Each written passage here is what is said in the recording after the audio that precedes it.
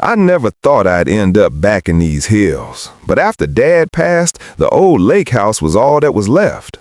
It sat there on the edge of Norris Lake, up in the Tennessee side of the Appalachians, where the water cuts through the valleys like veins in old rock. The place had been in the family since before the war, built sturdy with oak beams and a stone foundation that should have lasted forever. But forever's a funny word around here. The valley flooded back in the 40s when the TVA dammed up the Clinch River, turning farms and homesteads into a big blue nothing. Our house went under with the rest, drowned deep enough that folks said you could boat over the chimney on a calm day. Then in the 80s, they drained parts of it for some maintenance or another, and there it was again, soggy, warped, but standing. Dad fixed it up best he could, but he always said the house remembered the water. I laughed it off back then. Now, living there alone, I ain't laughing. It started small, the way these things do in the mountains. I'd driven up from Knoxville that first week in spring, the roads twisting like a snake shedding its skin, fog clinging to the pines. The house looked smaller than I remembered, hunched against the shoreline with vines crawling up the siding like they were trying to pull it back down. Inside, the air was thick, musty, like opening a forgotten cellar. I spent days cleaning, scraping off the mildew that bloomed on the walls in patterns that almost looked like maps of old riverbeds. The floors creaked underfoot, but that's normal in an old place like this. What wasn't normal was how they seemed to slope just a hair toward the lakeside. I'd drop a pencil, and it rolled lazy-like toward the back door, picking up speed as it went. Figured it was settling, the ground still soft from all those years submerged. I got a level from the shed, checked it, sure enough, a slight tilt. Nothing a few shims couldn't fix. But that night, lying in bed, I swore I felt the whole room leaning, like the house was easing itself toward the water, inch by inch. Mornings were quiet out there, the kind of quiet that presses on your ears. No neighbors for miles, just the lap of the lake against the dock and the occasional call of a loon echoing across the cove. I'd make coffee on the wood stove, sit on the porch watching the mist rise off the water. It was peaceful at first, a break from the city noise. But then the doors started acting up. The back one, leading out to the yard that sloped down to the shore, would swing open on its own. No wind, no draft I'd notice, just a slow creak, and there it be, gaping like an invitation. I'd latch it tight, double-check the hinges, but come evening, it'd be ajar again. One time I wedged a chair under the knob before bed. Woke up to the sound of wood scraping, and there was the chair pushed aside, the door wide open, framing the black water under the moon. I stepped out, flashlight in hand, sweeping the beam over the trees. Nothing but shadows and the rustle of leaves. Back inside, I nailed that door shut with a couple of 2-inch nails from Dad's toolbox. Felt foolish, but it held that night. The bed was next. It was an old iron frame, heavy as sin, the one I slept in as a kid. I placed it in the upstairs room overlooking the lake, figuring the view would help with the loneliness. But one morning, I woke up disoriented, the room feeling off-kilter. The bed had shifted, maybe a foot closer to the window. I chalked it up to me tossing in my sleep, maybe kicking it along the floorboards.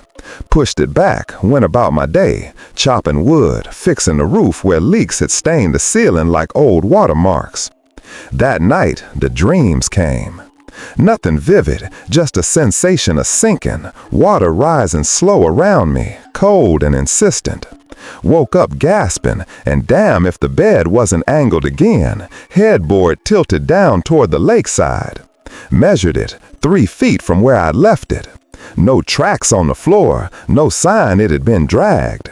I nailed the legs to the boards that afternoon, pounding in a dozen nails till my arms ached. Felt like I was fighting the house itself. Isolation creeps up on you in these parts. The nearest town's a 30-minute drive over roads that flood easy in the rain.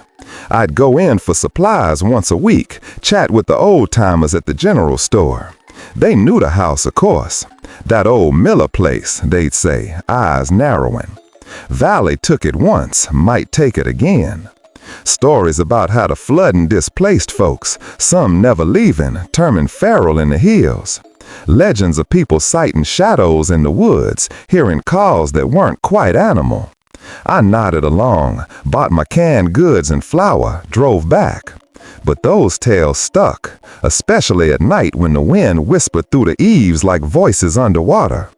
I'd hear drips sometimes, even on dry nights, plop, plop, from the attic or the basement, like the house was leaking from the inside out.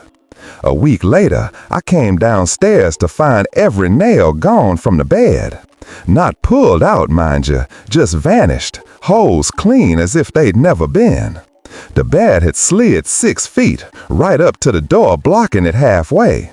I stood there, heart pounding, staring at the empty spots in the wood. Pulled the bed back, searched the room top to bottom. No nails. That day, I didn't go outside. Sat in the kitchen, listening to the house settle, creaks that sounded like groans from deep below. The floors felt steeper, I swear. Walking from the front to the back was like climbing a gentle hill in reverse. Put the level down again. The bubble shifted more than before.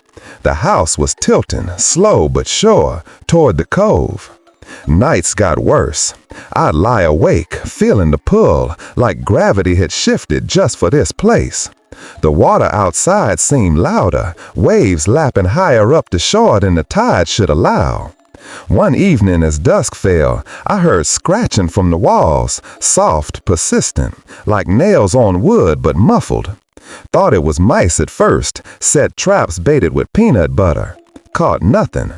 The sound moved from the living room to the hallway, always toward the lakeside. I followed it once, ear to the paneling, and it stopped right when I got close, like whatever it was knew I was listening. That unnerved me more than anything. Started sleeping downstairs on the couch, away from the windows. But even there, the dreams persisted, drowning without panic, just a slow acceptance as the water closed over. I tried to leave once. Packed a bag, got in the truck, but the engine wouldn't turn. Battery dead, though it'd been fine that morning. Walked the road instead, thumb out for a ride, but no cars came. Hours passed, sun dipping low, and the woods felt watchful, branches like fingers reaching. Turned back when dark fell, the house lights flickering in the distance like a beacon. Inside, things had moved again. Chairs angled toward the back door, lamps tipped as if ready to roll. I righted them, hands shaking, and nailed more furniture down. Kitchen table, dresser, even the stove. Hammered till blisters formed, the sound echoing like thunder in the empty rooms. The history weighed on me then. Dad had papers in the attic, old deeds and clippings about the flood. Black and white photos of the valley before, fields, barns, our house proud on the hill.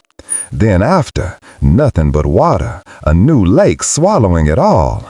Articles about families relocated, some resisting to the end, chaining themselves to porches as the waters rose. One story mentioned a man who drowned rather than leave, body never found. Was that what lingered? Not ghosts. Dad always said the house wasn't haunted by spirits, but by the memory of it all. The wood soaked it in, the stones held it tight. The house missed the deep, the quiet pressure of being submerged. Eerie sounds started from the lake itself.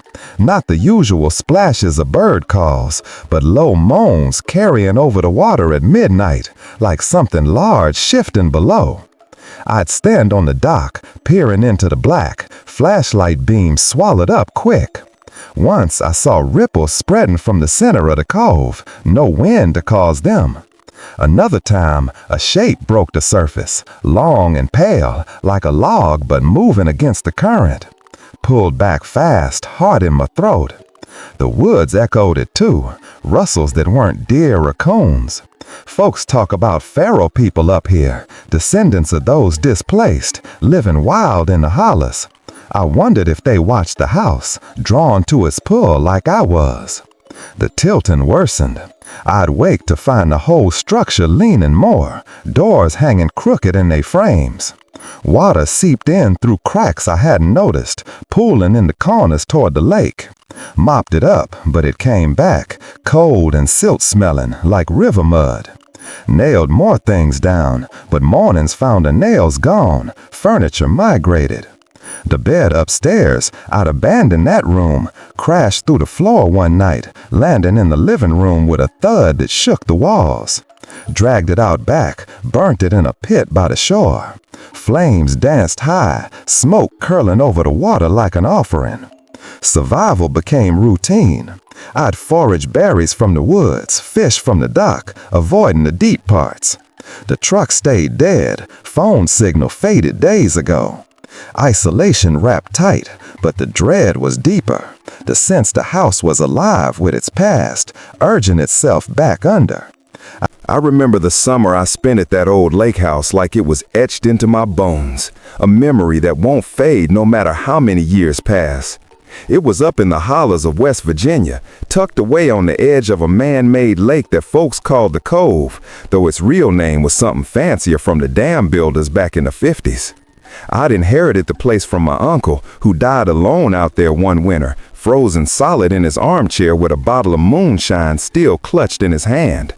The locals whispered about him, said he heard things in the water that drove him mad, but I chalked it up to small-town gossip. I needed the isolation after my divorce. City life in Charleston had chewed me up, left me raw and jumpy. So I packed up my truck with enough supplies for a few months and headed out, figuring the quiet would mend what was broken inside me. The house was a weathered cabin, really, with creaky wooden floors and a screened porch that overlooked the water. Surrounded by thick woods on three sides, the kind where the trees crowd in like they're trying to reclaim the land. No neighbors for miles, just the occasional boat humming across the lake during the day. At night, it was dead silent, save for the crickets and the lap of water against the shore. The rain started about a week after I arrived. Appalachian storms aren't like the ones in the flatlands. They come down hard and fast, turning the sky black and the ground into a soup of mud and leaves. That first downpour lasted all night, hammering the tin roof like gunfire. By morning, the yard, if you could call that patchy stretch of grass and gravel a yard, was flooded ankle deep. I'd seen it before in old photos my uncle sent. The water would pool up from the overflow, then slowly drain back into the cove as the day wore on. I sloshed out in my boots to check the dock, making sure nothing had washed away. The air smelled of wet earth and pine, heavy and clean. That's when I noticed the footprints. They started right at the water's edge, where the lake met the yard, and trailed straight up toward the porch steps. Bare footprints, clear as day, pressed into the soft mud. Human-sized, but something about them felt off. The toes splayed wide, like whoever made them hadn't worn shoes in years. I figured it was some kid from across the lake, maybe messing around during a storm. But kids don't wander barefoot in pouring rain, do they? I shook it off, went inside for coffee, and by noon, the flood had receded, leaving the yard soggy but walkable. The prints didn't fade, though. That evening, as the sun dipped behind the ridges, I stepped out to grill some fish I'd caught earlier. The ground was still damp, but those footprints, they were full of water, little pools in each impression that caught the fading light.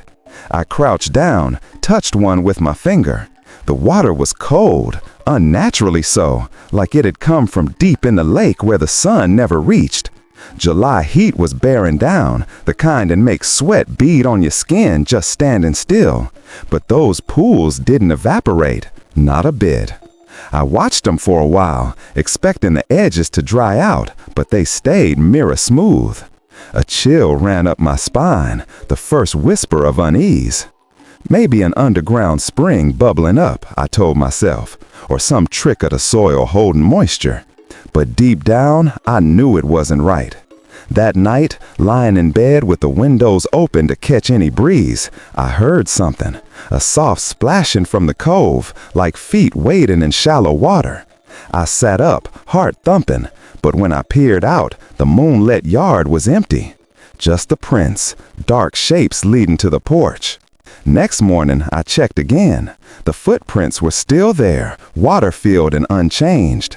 I tried to fill them in with dirt, kicking soil over them, but by afternoon, the water had seeped back up, reforming the pools. It was like the ground remembered the shape and refused to let it go. I drove into town that day, a 30-minute haul over winding roads to the nearest gas station and bait shop. Old man Harlan behind the counter nodded when I mentioned the lake house. Your uncle's place?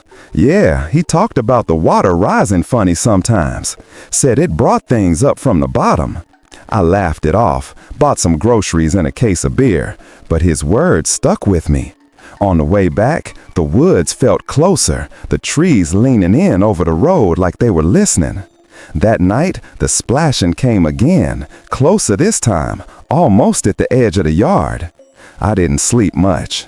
A few days passed like that, the heat wave building, the air thick with humidity. I'd spend my mornings fishing, afternoons reading on the porch, trying to ignore the prints. But they nagged at me. One evening, after a light rain, I went out and measured them. About a size 10 maybe, with calloused heels from the way the impressions dug deep. No sign of anyone around though. The cove was mirror still, reflecting the forested hills like a postcard.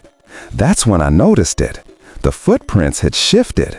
Not much, just a couple of inches closer to the porch steps. I blinked, thinking my eyes were playing tricks. But no, they'd been stopping about 5 feet from the stairs before. Now it was 4. My stomach twisted. Maybe erosion from the rain, washing them forward? But that didn't make sense. Prints don't move. I poured salt around the yard that night, an old wives' tale my grandma used to ward off bad spirits, though I didn't believe in that crap. Still, the splashing returned after midnight, deliberate now, like steps padding through the shallows. The isolation started wearing on me then. No cell service out there, just a landline that crackled with static. I'd call my ex sometimes, just to hear a voice, but she'd hang up quick, still bitter about the split. The woods around the house were dense, old-growth forest, with trails that led nowhere, swallowed by underbrush. I'd hike 'em during the day to clear my head, but always felt watched, branches snapping in the distance, though I'd never see a deer or bear. Locals talked about pharaoh people up in these hills, folks who'd gone off-grid generations ago, living wild and avoiding civilization. My uncle mentioned them once in a letter, said they'd steal from cabins but never hurt anyone. Or so he thought. I started locking the doors at dusk, something I hadn't bothered with before. The footprints kept their vigil, water gleaming in the sun, defying the heat that baked everything else dry. It was around the second week when the prints advanced again. I'd been out on the lake all day, rowing to the far side, where the water deepened into shadows from overhanging cliffs. Caught a few bass, but the fish seemed sluggish, like they were avoiding something below. Back at the house, as twilight fell, I saw it. The trail had creeped forward another foot, now ending just shy of the porch. The water in them was clearer than before, almost inviting it, reflecting the pink sky. I stood there, beer in hand, staring. A low hum started from the cove, like a distant motor, but no boats were out. It faded, leaving only the crickets. That night, the splashing was right in the yard, soft squelches like bare feet on wet grass. I bolted up in bed, grabbed a flashlight from the nightstand. Shining it out the window, the beam caught the prints, their pools shimmering. Nothing else. But I swear I heard breathing, ragged and wet, just beyond the light. I didn't leave the house the next day. Stayed inside, curtains drawn, listening to the radio for company. Static mostly, but occasionally a preacher's voice cutting through, talking about drowned souls in the floodwaters of Noah. The lake was built over old farmland, I'd read. Whole valleys submerged when the dam went up. Graves relocated, but maybe not all. Superstition, I told myself, but it gnawed at me. By evening, I peeked out. The footprints were closer still, now touching the bottom step. The water in 'em didn't ripple, even when a breeze stirred the leaves. I nailed the porch door shut, barricaded it with a chair. Sleep came in fits, broken by dreams of hands rising from the lake, fingers pruned and pale. The pattern continued, relentless. Each morning, the prints unchanged from the night before, but come dusk, they'd inch forward. I stopped going into town, rationed my food. The woods pressed in, shadows lengthening earlier each day. One afternoon, I followed the trail back to the water, wading up to my knees. The bottom was silty, sucking at my boots. I found where the prints emerged, right from the shallows, as if something had crawled out. Dug around with a stick, but nothing. That night, the splashing was on the porch itself, a slow drag across the boards. I huddled in the bedroom, shotgun across my lap, my uncle's old Remington, rusted but loaded. The breathing was louder, phlegmy, like lungs filled with water. By the third week, I was a wreck, eyes bloodshot, hands shaking. The prints had reached the door, pooling against the threshold. Water seeped under the crack, staining the floorboards. I mopped it up, but it returned, cold and persistent. I called the sheriff from the landline, voice trembling as I described it. He chuckled, said it was probably raccoons or kids playing pranks. "Stay off the shine, son," he added before hanging up. No help coming. The isolation was complete now. Even the birds seemed quieter, as if they'd fled. I sat on the porch that evening, watching the sun set over the cove. The water looked darker, oily almost. A shape broke the surface far out, a log maybe, or something else. It sank without a ripple.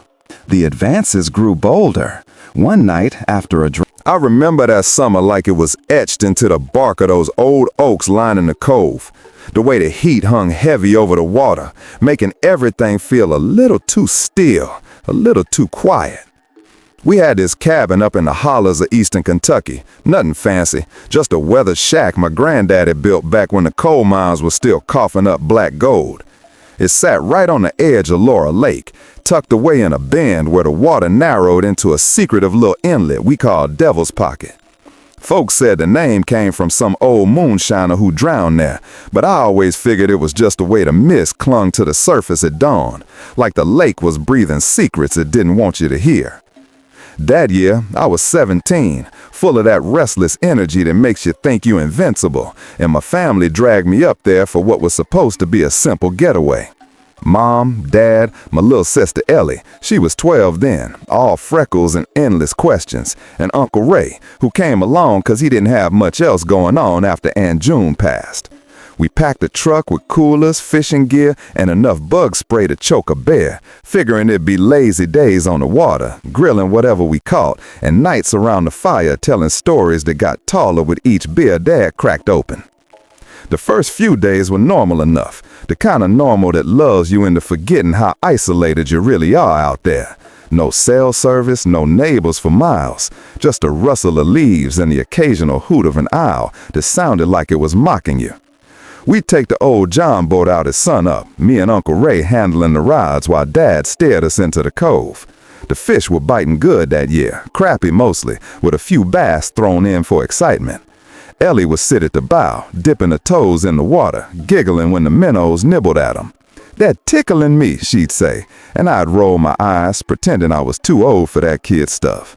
But there was something peaceful about it, the way the line tugged and the real word, pulling up these silvery bodies that flopped against the boat floor. We'd clean them right there on the dock, scales flying like confetti, and Mom would fry them up with cornbread and beans.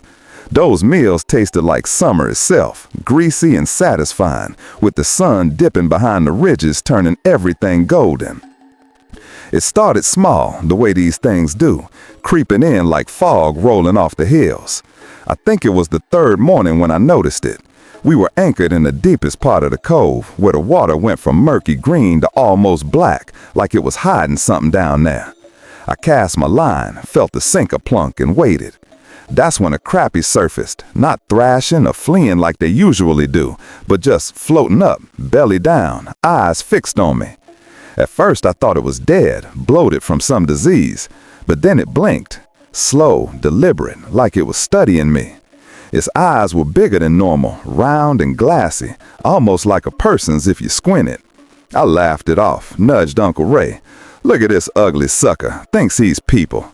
Ray glanced over, grunted something about polluted runoff from the old mines, and went back to his beer.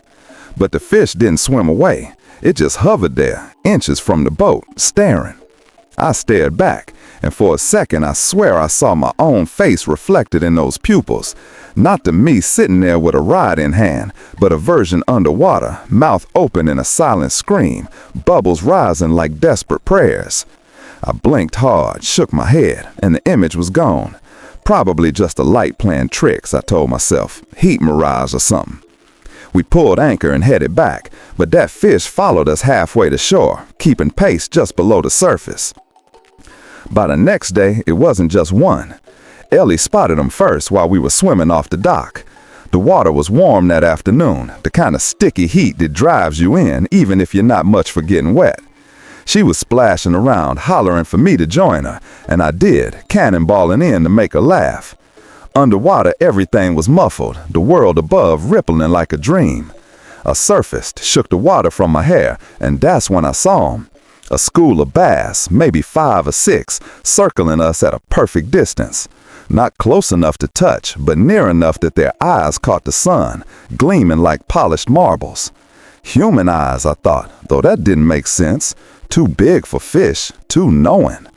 Ellie didn't notice at first. She was busy trying to dunk me. But then she went under for a breath-holding contest, popped up gasping and pointed. "They're watching us, Jake, like they're waiting for something." Her voice had that edge kids get when they half scared, half excited. I looked down, and sure enough, they were mirroring our movements. When I kicked left, they'd drift left. When Ellie floated, they'd hover. Dad called from the porch, "Y'all all right out there?" We yelled back, yeah, but I felt a chill despite the heat, like fingers trailing up my spine. That night around the fire, I tried to bring it up casual-like. The flames crackled, sending sparks up into the dark where the trees loomed like silent watchers. Mom was roasting marshmallows for Ellie, the sweet smell mixing with the pine smoke. "Those fish today," I said, poking at the coals with a stick. Uncle Ray chuckled, his face ruddy from the firelight and a few too many pulls from his flask. "Boy, you've been out in the sun too long. Fish is fish. Probably just some algae bloom making them act funny." Dad nodded, always the practical one. "Heard on the radio there's been some weird weather upstream. Could be stirring up sediments, messing with their brains." Ellie, though, she was quiet, hugging her knees, staring into the flames. Later, when we were turning in, she whispered to me from her bunk, "What if they're not fish anymore? What if something changed them?" I told her to hush. It was just her imagination. But lying there in the dark, listening to the crickets and the distant lap of water against the shore, I couldn't shake it. The cabin creaked like it was settling secrets into its bones. And outside, I imagined those eyes peering up from the black water, waiting. We quit fishing after that, or at least we tried. The rod stayed propped against the cabin wall, gathering dust and spider webs. But the fish didn't quit us. Mornings, I'd wake to the sound of them, soft splashes like raindrops on the lake, but rhythmic, insistent. Peeking out the window, I'd see them gathered in the shallows, dozens now, their bodies slicing through the water in lazy loops. Eyes upturned, always watching the cabin. Uncle Ray took to sitting on the porch with a shotgun across his lap, muttering about varmints, but even he wouldn't shoot at 'em. "I ain't right," he'd say, spitting tobacco juice into the dirt.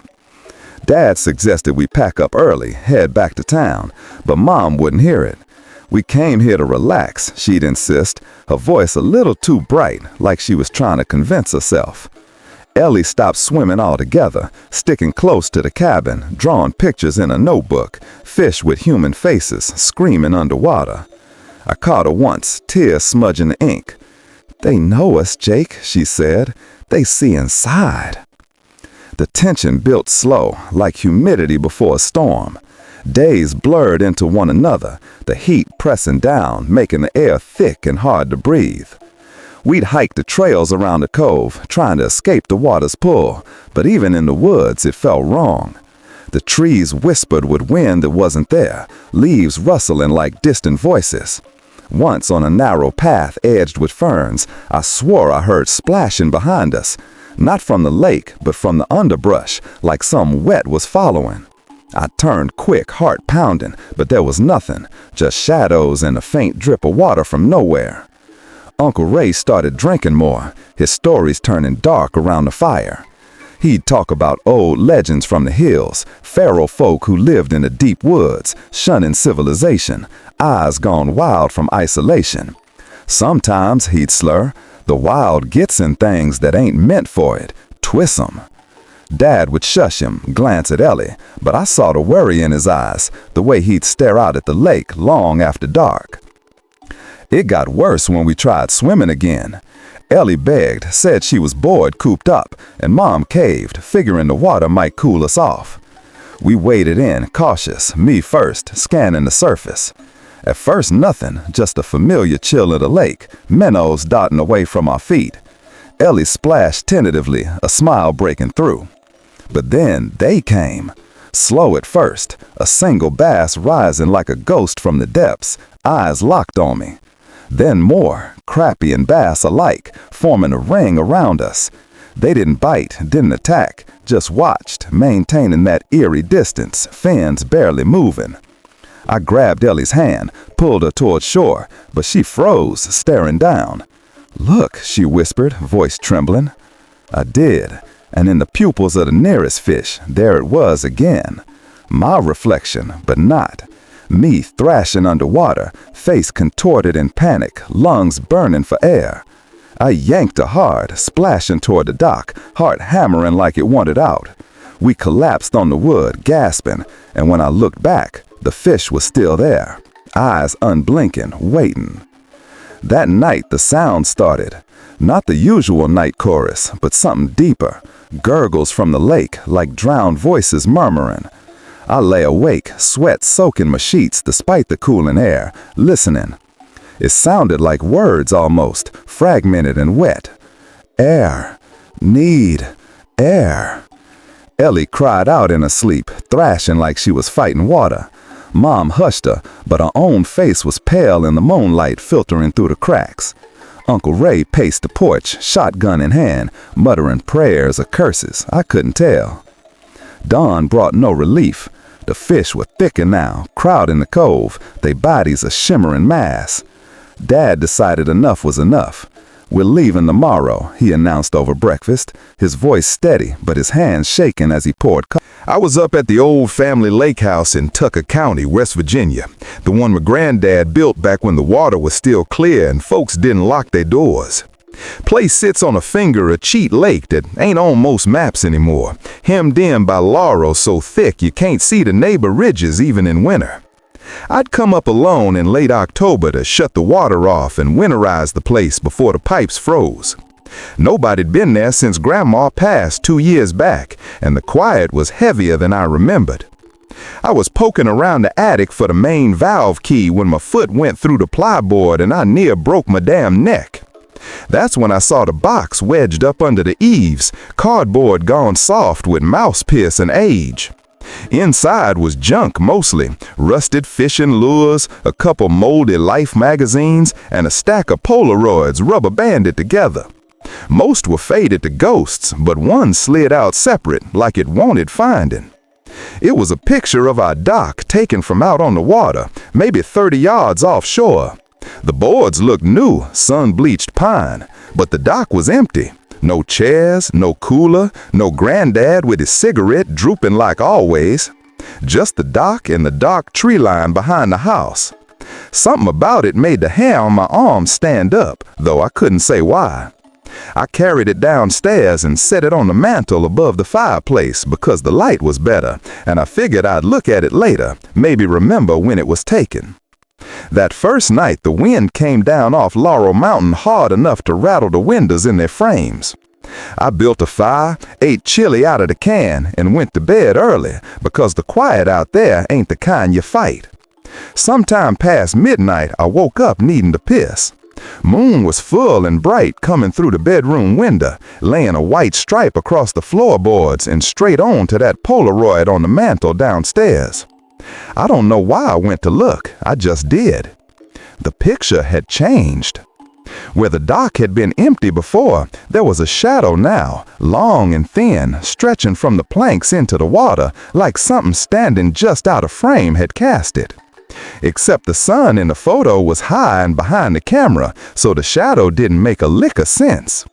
I picked the thing up and turned it over, half expecting to see wet ink or some trick, but the back was blank and dry. I told myself the attic had been hot, maybe the chemicals were still active, some old Polaroid voodoo. I laughed, but it came out shaky. I left it where it was and went back to bed, though sleep didn't come easy after that. Next morning, the coffee tasted like rust, and I couldn't shake the feeling I was being watched from the tree line. I kept glancing out the kitchen window while I ate oatmeal, waiting for a deer or a bear or something ordinary to move. Nothing did. When I walked past the mantel to get my coat, I stopped dead. The shadow had shape now. A person sitting on the end of the dock with their back to the camera, knees drawn up. You couldn't see a face, just the curve of a spine under a wet-looking shirt and dark hair plastered down the neck.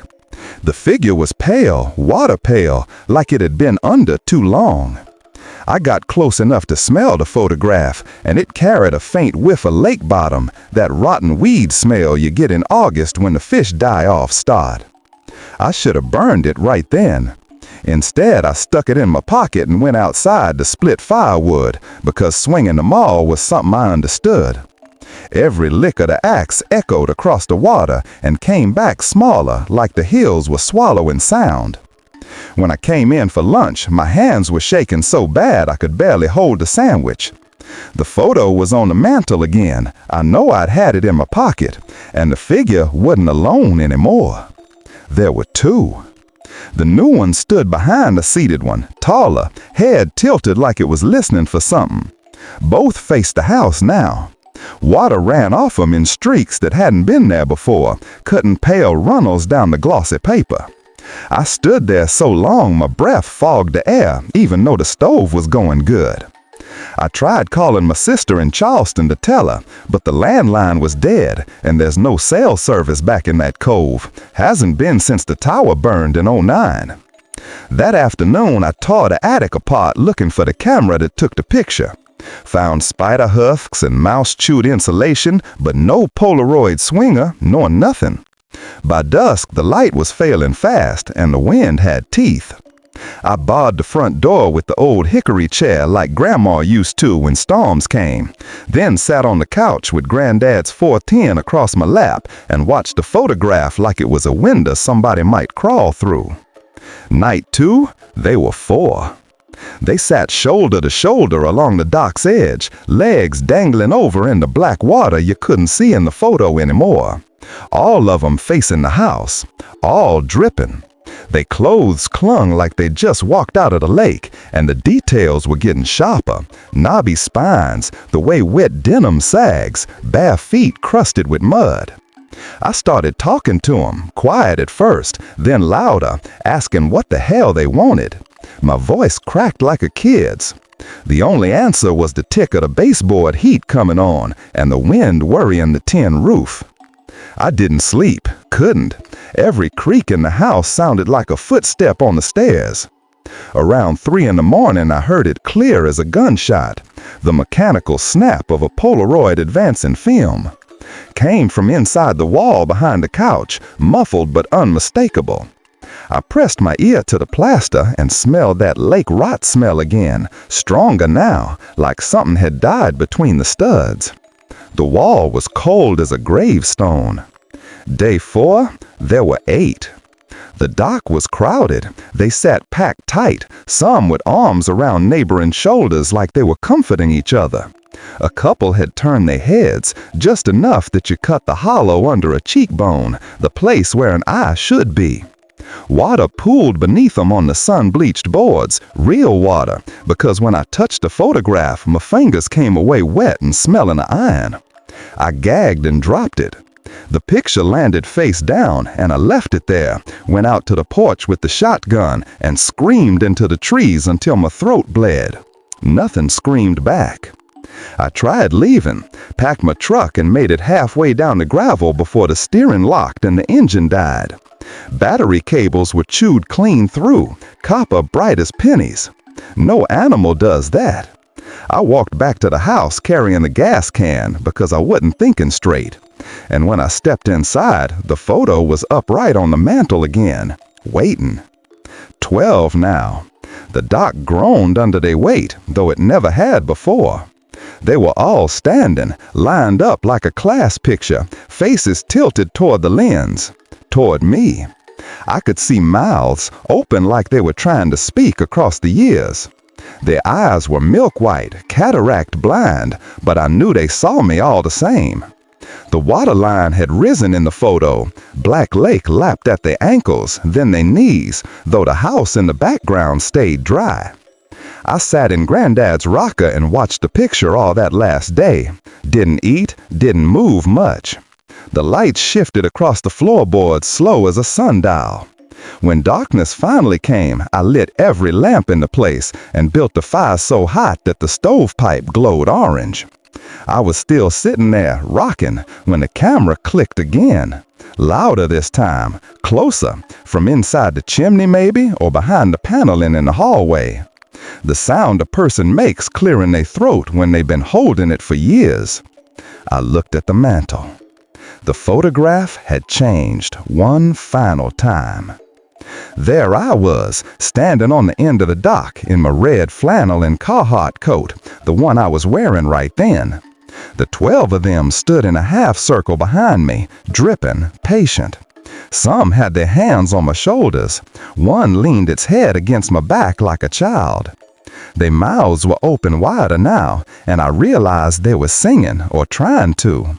No sound came out of the picture, but I felt it in my chest all the same. An old mountain hymn Grandma used to hum when the fits took her, something about crossing over Jordan. I understood then.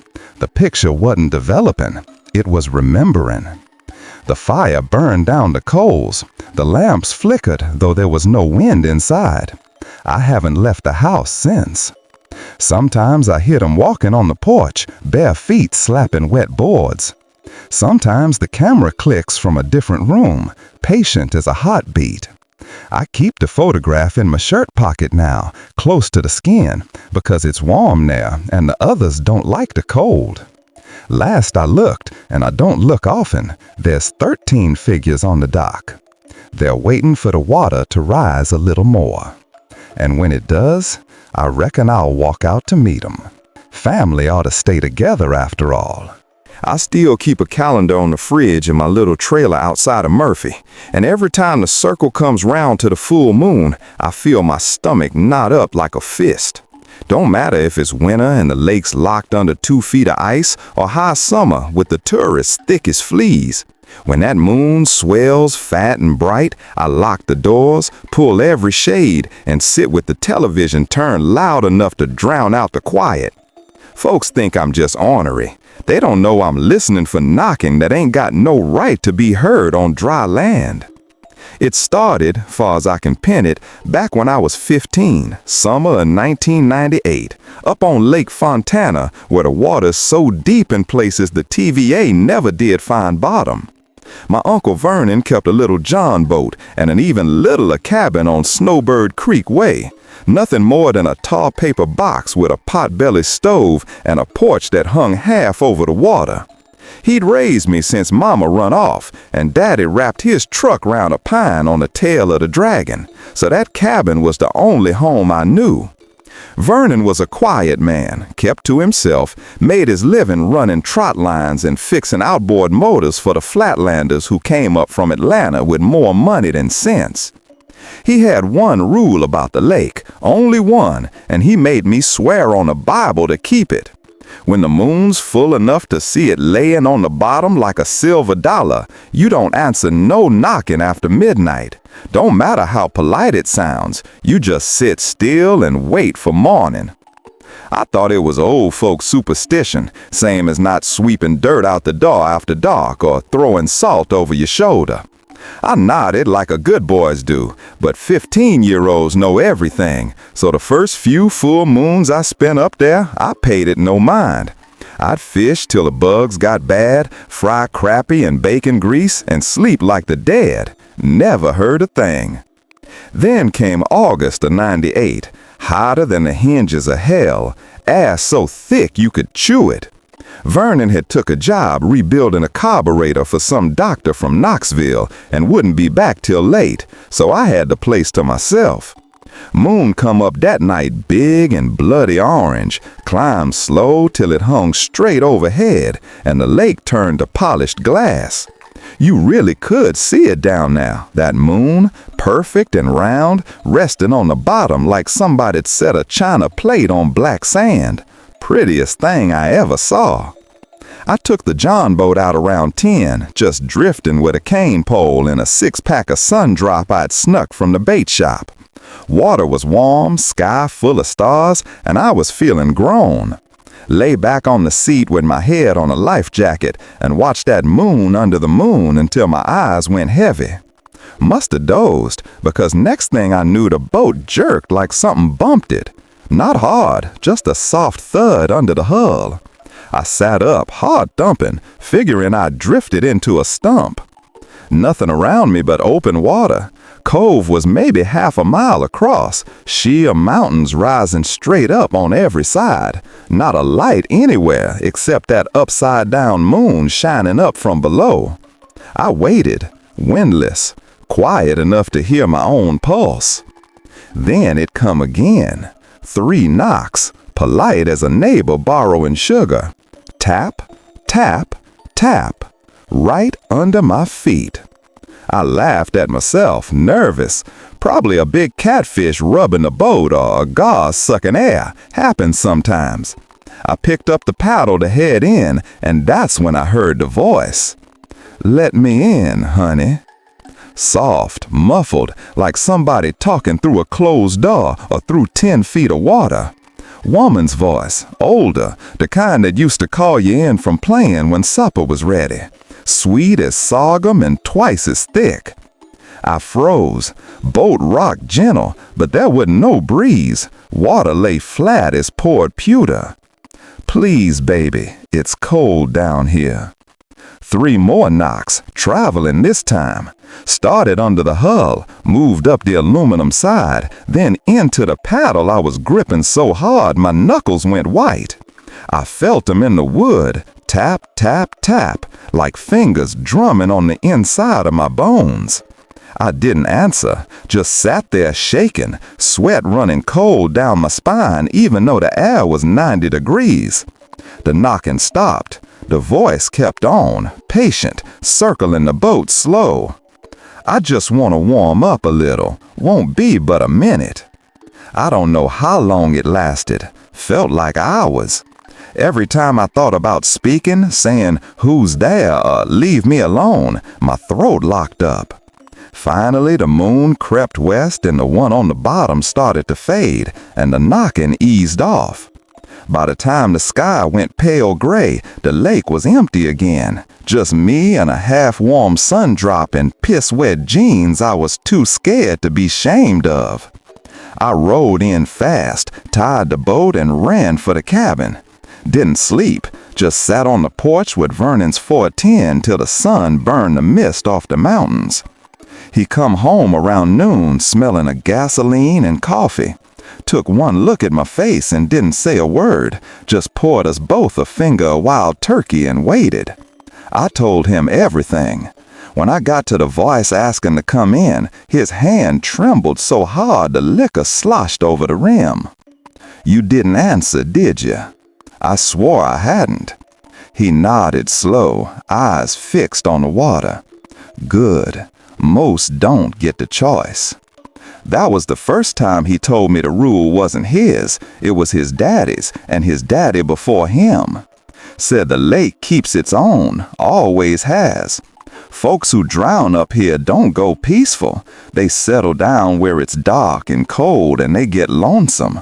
Full moon pulls them up close enough to see the living, and they remember warmth, remember being dry. So they knock, always polite, always 3 times. You answer, you let 'em in. They wear you like a coat till they warm again. Then they leave what's left drifting. He made me swear never to go out on the full moon again. I kept that promise for 8 years. Then Vernon drowned. Not the way you think. August 2006, same moon, same heat. He'd been drinking more since his lungs started going bad, said the whiskey kept the cold out. I was living in Asheville then, but I came up when you called, voice raspy as corn shucks, begging me to sit with me one more night on the lake. Said he was tired of listening alone. We took the pontoon boat out at dusk, old flat thing with a Johnson 25 that coughed like a sick dog. Vernon carried a bottle in his 12 gauge, just in case. Moon come up huge and white, laid its twin on the bottom perfect. We drifted in the middle of the cove, lanterns off, passing the bottle back and forth while he told stories I'd heard 100 times but never minded. Around 1 in the morning, the knocking started. Soft, polite, 3 times under the pontoons. Vernon went still as death. Bottle froze halfway to his lips. "Let me in, Vernon," the voice said. Same voice I'd heard when I was 15, only now it sounded like Mama, or how I remembered her before she left, sweet and hurtin'. He looked at me with eyes too bright, tears or whiskey or both. "She's cold, buddy," he whispered, "been cold a long time." I begged him, grabbed his arm hard enough to bruise, told him we'd start the motor, head in, anything. He just patted my hand like I was the child. Reckon I owe her a little warmth. He stood up, swaying, and spoke to the water. "Come on in, darling. Boat's open." The knocking stopped. For one breath, everything was silent. Then the pontoon lurched like something big grabbed it from underneath. Water sloshed over the deck, cold as melted snow. Vernon smiled, sad and peaceful, and sat back down. The moon on the bottom rippled, broke apart, and went dark. By the time I got the motor started, he was gone. Not fell overboard, gone. 1 second there, next second the seat was empty, and his hat was floating where his head had been. I searched till sunrise. Coast Guard searched for 3 days. They found the pontoon drifting 5 miles down the lake, motor still in gear, bottle rolling back and forth on the deck. No sign of Vernon except 3 wet handprints on the railing, perfect, like somebody'd climbed out dripping and stood there a while looking toward shore. They ruled it accidental drowning. I didn't argue. I sold the cabin the next spring, couldn't stand the smell of the lake on my clothes. Moved down to the flatlands and tried to forget. But the moon don't forget. Some nights, no matter how far I run, I wake up to knocking. Soft, polite, 3 times. It starts on the wall by my bed, travels through the sheetrock, into the studs, into the mattress springs, till it's under me, patient as death. I never answer, but it's getting harder to stay quiet.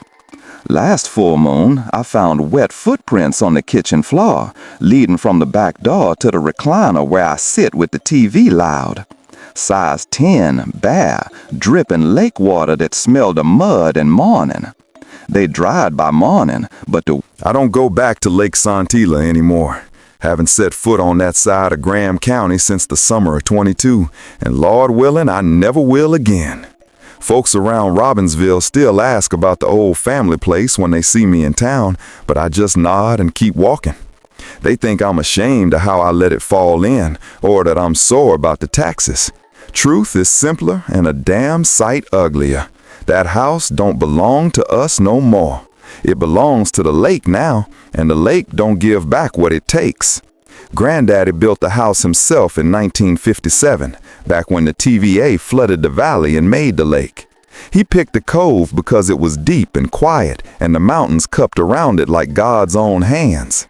The main house sat up on the ridge a little, but he always wanted a room right on the water, something where he could sit and watch the bass jump at twilight.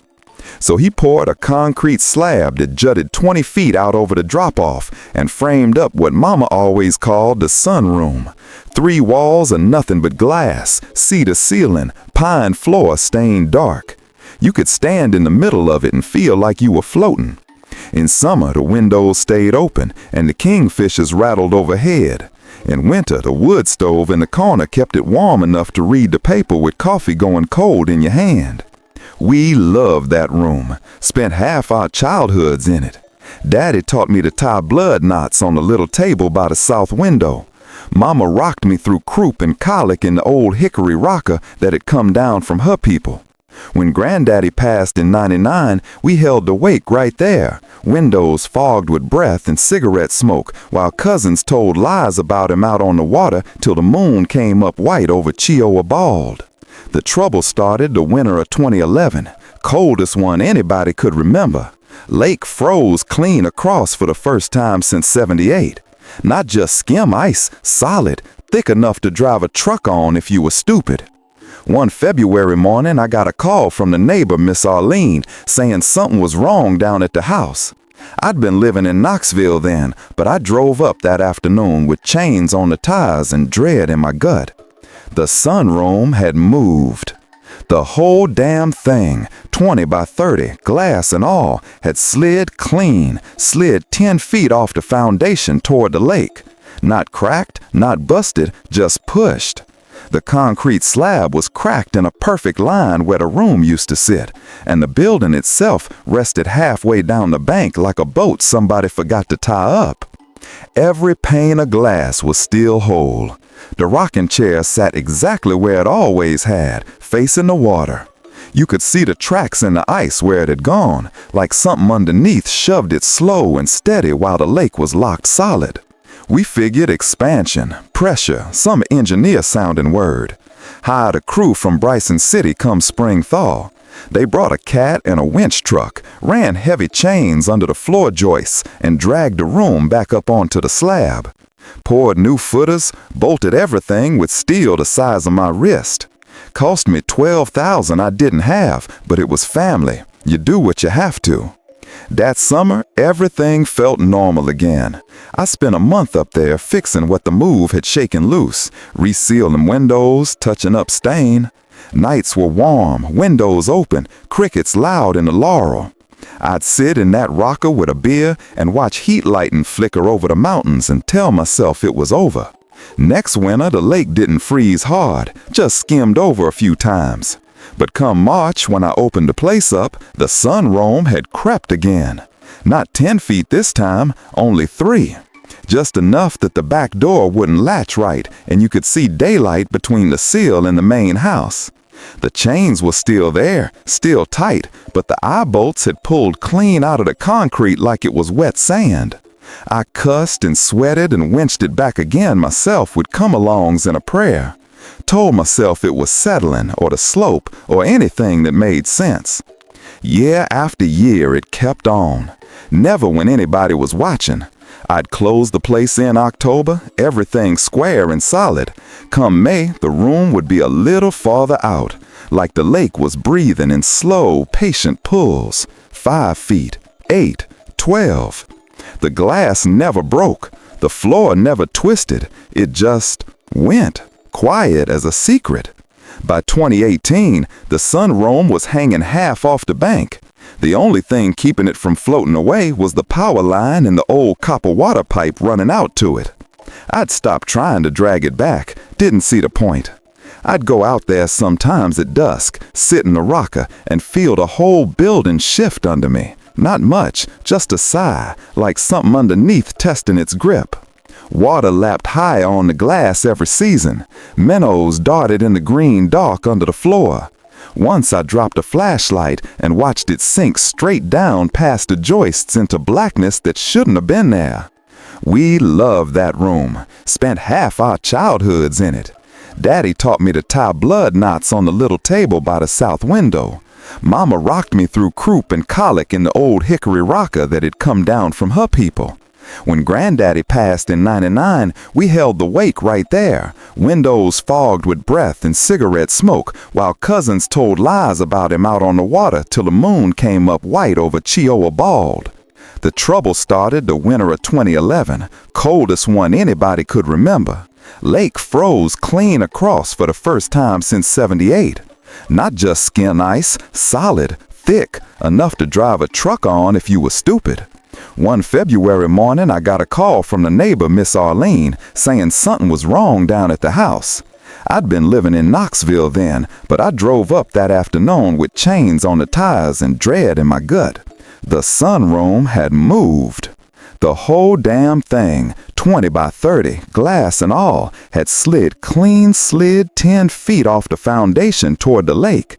Not cracked, not busted, just pushed. The concrete slab was cracked in a perfect line where the room used to sit, and the building itself rested halfway down the bank like a boat somebody forgot to tie up. Every pane of glass was still whole. The rocking chair sat exactly where it always had, facing the water. You could see the tracks in the ice where it had gone, like something underneath shoved it slow and steady while the lake was locked solid. We figured expansion, pressure, some engineer-sounding word. Hired a crew from Bryson City come spring thaw. They brought a cat and a winch truck, ran heavy chains under the floor joists, and dragged the room back up onto the slab. Poured new footers, bolted everything with steel the size of my wrist. Cost me $12,000 I didn't have, but it was family. You do what you have to. That summer, everything felt normal again. I spent a month up there fixing what the move had shaken loose, resealing windows, touching up stain. Nights were warm, windows open, crickets loud in the laurel. I'd sit in that rocker with a beer and watch heat lighting flicker over the mountains and tell myself it was over. Next winter, the lake didn't freeze hard, just skimmed over a few times. But come March, when I opened the place up, the sunroom had crept again. Not 10 feet this time, only 3. Just enough that the back door wouldn't latch right, and you could see daylight between the sill and the main house. The chains were still there, still tight, but the eye bolts had pulled clean out of the concrete like it was wet sand. I cussed and sweated and winched it back again myself with come-alongs and a prayer. Told myself it was settling or the slope or anything that made sense. Year after year it kept on. Never when anybody was watching. I'd close the place in October, everything square and solid. Come May, the room would be a little farther out, like the lake was breathing in slow, patient pulls. 5 feet, 8, 12. The glass never broke. The floor never twisted. It just went, quiet as a secret. By 2018, the sunroom was hanging half off the bank. The only thing keeping it from floating away was the power line and the old copper water pipe running out to it. I'd stopped trying to drag it back. Didn't see the point. I'd go out there sometimes at dusk, sit in the rocker, and feel the whole building shift under me. Not much, just a sigh, like something underneath testing its grip. Water lapped higher on the glass every season. Minnows darted in the green dark under the floor. Once I dropped a flashlight and watched it sink straight down past the joists into blackness that shouldn't have been there. We loved that room. Spent half our childhoods in it. Daddy taught me to tie blood knots on the little table by the south window. Mama rocked me through croup and colic in the old hickory rocker that had come down from her people. When Granddaddy passed in '99, we held the wake right there, windows fogged with breath and cigarette smoke, while cousins told lies about him out on the water till the moon came up white over Chioa Bald. The trouble started the winter of 2011, coldest one anybody could remember. Lake froze clean across for the first time since '78. Not just skim ice, solid, thick enough to drive a truck on if you were stupid. One February morning, I got a call from the neighbor, Miss Arlene, saying something was wrong down at the house. I'd been living in Knoxville then, but I drove up that afternoon with chains on the tires and dread in my gut. The sunroom had moved. The whole damn thing, 20 by 30, glass and all, had slid 10 feet off the foundation toward the lake. Not cracked, not busted, just pushed. The concrete slab was cracked in a perfect line where the room used to sit, and the building itself rested halfway down the bank like a boat somebody... I still don't talk about it much, not even to my brother Caleb, and he was right there with me the whole damn week. Folks up here in Tuckasegee Holler already think the family's half-touched anyway, ever since Grandpa vanished on the Blue Ridge back in '78, so what's the use in adding more gossip? But some nights when the wind comes down off the mountains and rattles the tin roof of this old cabin, I can't help but go back there in my head. Back to the summer of 2019, when we carried Grandma's ashes home to Lake Glenville like she'd begged us to do on her deathbed. She'd been sharp as a briar right up till the cancer took her voice. Last thing she ever wrote on that little whiteboard was, "Scatter me on the lake at dusk, let the water take me where it wants." Simple enough. Grandma loved that lake more than any person I ever met. Said it was older than the Cherokee, older than the mountains themselves, and it remembered everything that ever happened on its skin. We figured she was just being poetic. Old folks get that way. The cabin hadn't been opened in 3 years, not since a stroke. Me and Caleb rolled up the gravel road in his rusted F-150 with the urn riding shotgun in a cardboard box full of bubble wrap like it was some fragile antique instead of what was left of the toughest woman either of us ever knew. Place smelled like mouse piss and old pine when we cracked the door, but it was home. Same sagging porch, same warped dock stretching out into black water, same mountains pressing in from every side, so thick with laurel you couldn't see 20 feet into the woods once the sun dropped. We waited till the sky went blood orange that first evening. No wind at all, just the lake lying there flat and glassy like it was holding its breath. Caleb carried the urn, I carried the flashlight, even though we didn't need it yet. We walked the dock slow, boards creaking under our boots the way they always had when we were kids running to fish for perch. Grandma used to sit in her aluminum chair at the end with a cigarette smoldering and tell us stories about haints and brown mountain lights while dragonflies stitched the air. Caleb twisted the lid off. The ashes were finer than I expected, almost like gray flour with little flecks of bone catching the last light. He tilted the urn, and I watched them pour out in a soft stream. No clumping, no hurry. They hit the water and spread in a pale cloud that drifted down real peaceful, sinking out of sight.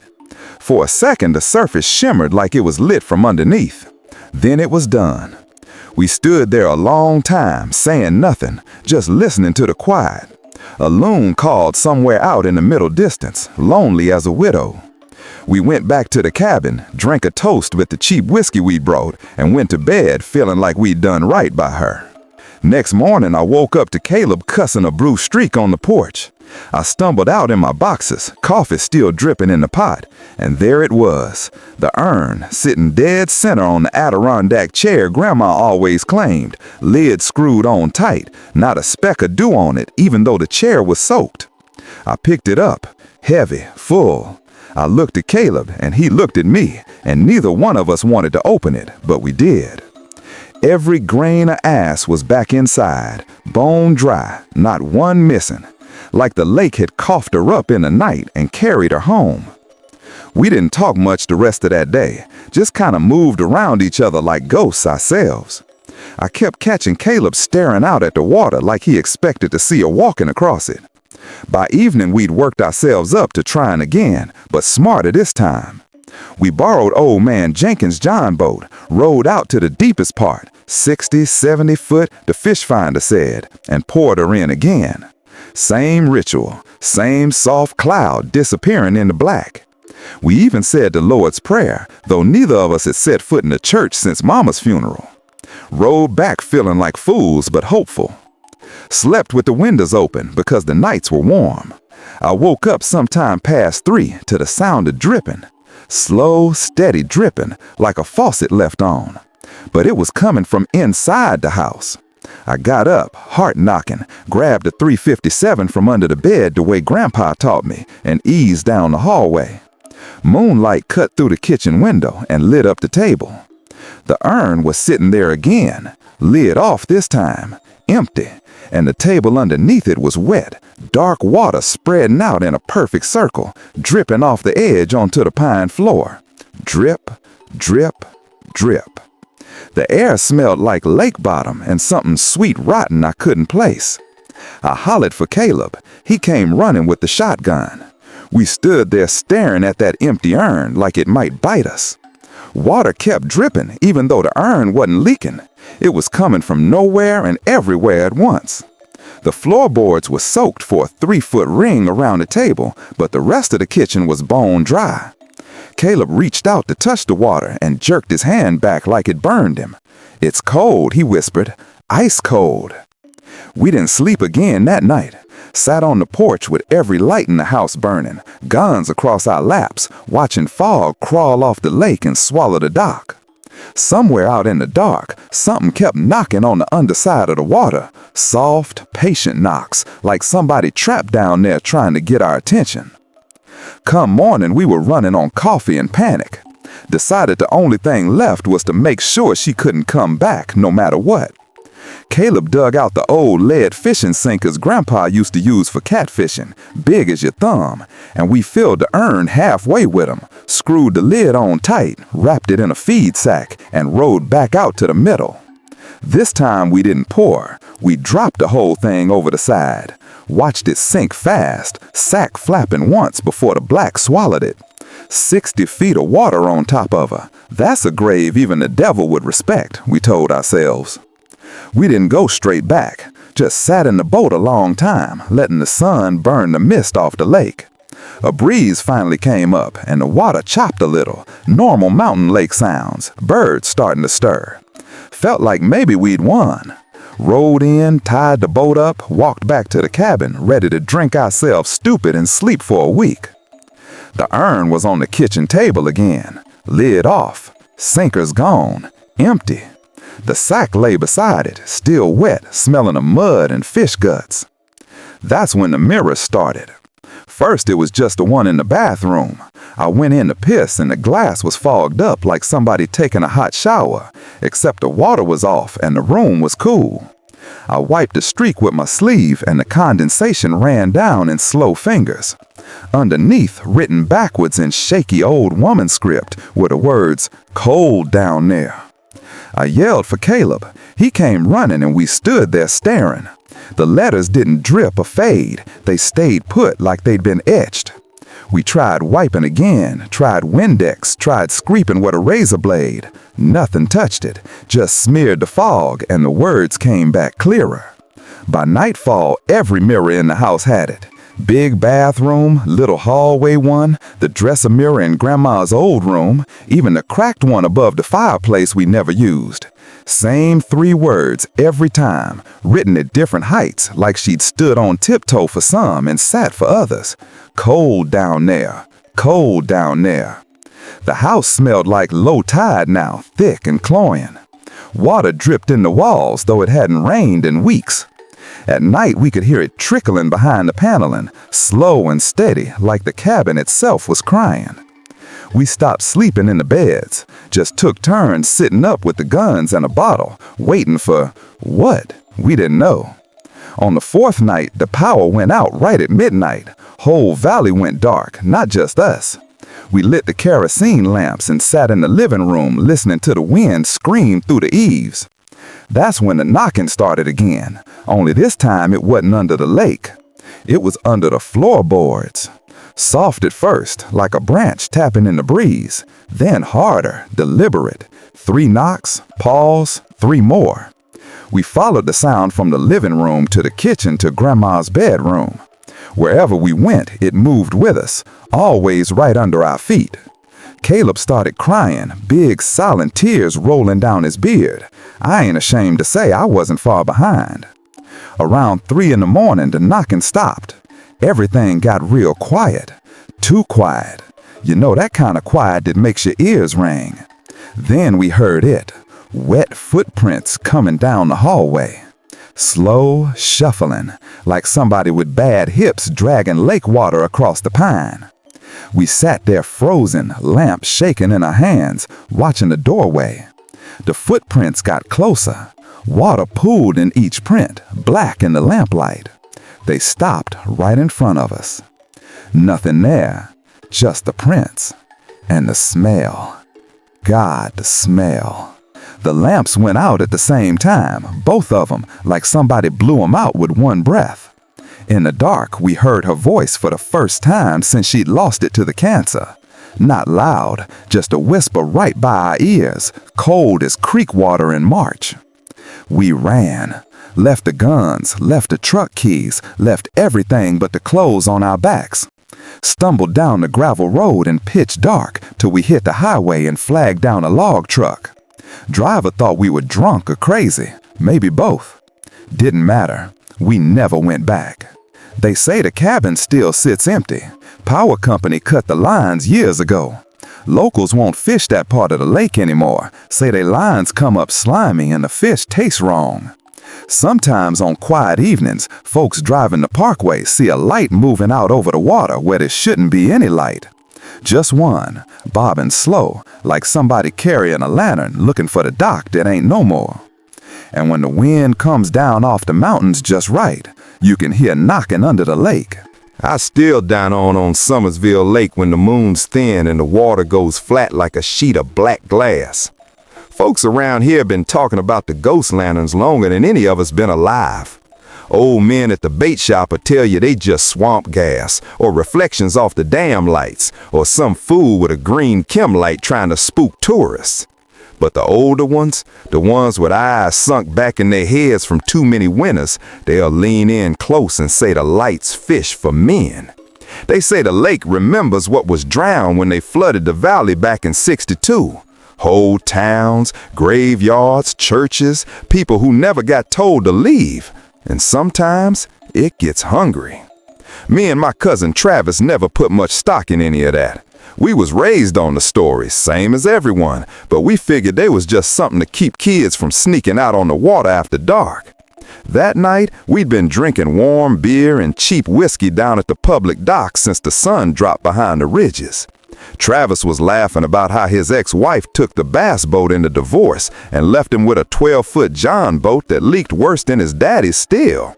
I was feeling mean and restless, the way you do when the night air tastes like pennies and every star looks too sharp. That's when we seen it. Just a little glow, pale green, moving slow under the surface, maybe 50 yards off the bow. At first, I thought it was a submerged street light from one of the old roads they never dug up. Travis swore it was a crappy school lit up with one of them fancy underwater LEDs the game wardens use. We was both half in the bag and full of ourselves, so we cranked that little 5-horse motor and went after it. The light didn't run, it just drifted, steady, like it was waiting on us to catch up. Every time we got close, it eased a little farther out, never fast, never panicked. The lake was so calm, the wake off our boat looked like a scar. Travis killed the motor after a while, and we took to the oars, thinking we'd sneak up quiet. The only sound was the creak of the oar locks and our breath fogging in the cold. The farther we went, the more the shoreline disappeared. You can't hardly tell on Summersville at night. There's no lights on the far side, just tree-covered hills that swallow everything. After a while, it felt like we was rowing across a hole somebody cut in the world. Travis started getting excited, talking about how whatever was making that glow had to be sitting on a school of walleye big as house cats. I wasn't listening too close. I couldn't shake the feeling we was being watched. Not from the banks, there wasn't nothing there but darkness stacked on darkness, but from underneath. The water looked thick, like it had weight to it. Every dip of the oar felt like pushing through mud. We must have rowed 2, maybe 3 miles. My shoulders was burning, and the whiskey had sweated out of me, leaving nothing but a cold nut in my gut. The light stopped dead ahead, hovering maybe 6 feet down. It wasn't bright anymore, just a sick, pulsing green, the color of an old bruise. Travis leaned over the side, grinning like a kid. "Look at the size of that thing," he whispered. "Bet it's a submarine or some government bull." It sank. Not slow. One second it was there, the next it was gone, like somebody flipped a switch. The lake went blacker than I ever seen it. Even the stars snuffed out on the surface. I remember the silence hitting me harder than any noise could have. No crickets from shore, no wind, no lap of water against the hull. Just our breath and the creak of the boat rocking gentle like it was being cradled. Then something bumped us. Not hard, but deliberate, a heavy wet thud right under the keel. The whole boat lifted an inch and settled. Travis grabbed the gunwale, eyes wide. "The hell was that?" he hissed. Before I could answer, it hit again, harder, directly beneath my seat. The John boat lurched like we'd struck a submerged log, only there ain't no logs that big out in the middle of the lake. I felt it through the aluminium, a pressure like something enormous was pressing up with the flat of his hand, testing the weight of us. Travis went for the pull cord, but the motor wouldn't catch.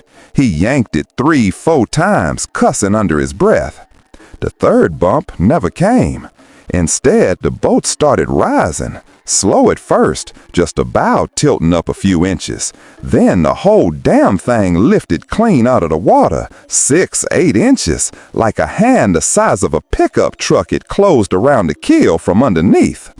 Water poured off the sides in sheets. The oars slid out and hung in the air a second before dropping back with a clatter. Travis screamed something I couldn't make out over the blood in my ears. I grabbed for him, but the boat tilted violent and I went over the side. The water wasn't cold. That's the first thing I remember thinking. It should have been freezing this late in the fall, but it felt warm, almost body temperature, like sliding into someone else's skin. I kicked for the surface, but there wasn't one. No light, no air, just blackness that had thickness to it. Something brushed my leg, soft, deliberate, like fingers trailing across my calf.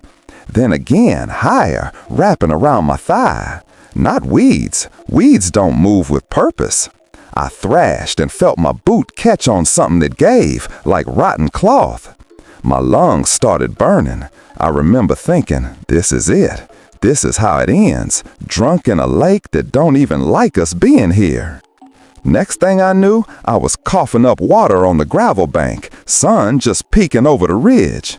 Travis was 10 feet away, laid out flat on his back, staring at the sky like he'd never seen it before. We was both soaked through, clothes heavy as sin. There was lakeweed tangled in our hair, long, slimy strands of it, the kind that only grows way down deep where no sunlight touches. Looked like we'd been planted and pulled up fresh. Neither of us could remember swimming the shore. Hell, we couldn't remember anything after the boat went up in the air. Travis had a bruise across his chest shaped like a handprint, fingers too long and thin to be human. My left leg was wrapped with what looked like a strip of burlap, rotted through and stinking of mud. When I pulled it off, there was a perfect circle of punctures around my thigh, like something with a mouth full of needles had tasted me and decided I wasn't ripe yet. We stumbled back to the truck without speaking. The John boat was sitting high and dry a quarter-mile down the bank, right side up, not a scratch on it. Motor still wouldn't start. We left it there. Ain't neither of us been back to the lake since. People ask what happened. We just say we got turned around and ran aground. They nod and don't press. Folks around here know better. Sometimes when the wind shifts just right off the water, you can smell it. Mud and lilies and old rot. And if you're dumb enough to be out there after the moon sets, you might see that pale green light drifting lazy under the surface, waiting patient as sin. It ain't in a hurry. The lake remembers, and every once in a great while, it sends one of its lanterns up to fish for what it lost. I still wake up some nights with that warm water feeling in my lungs and the taste of mud in my mouth.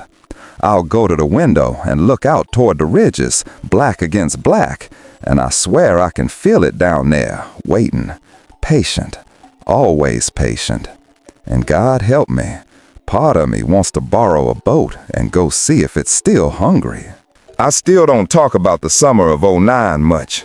Not unless the whiskey's deep and the fire's low, and somebody asks why I sold the lake house for pennies and never went back to Clay County again.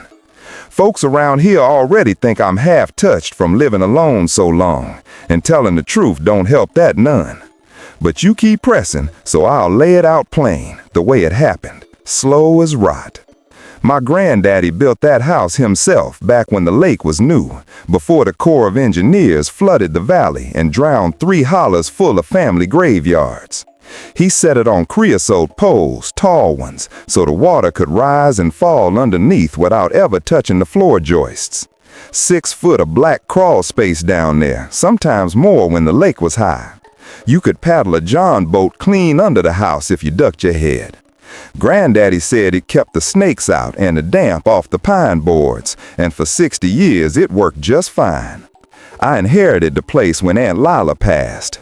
Needed somewhere quiet after the divorce, somewhere I could lick my wounds and not have to see pity in anybody's eyes.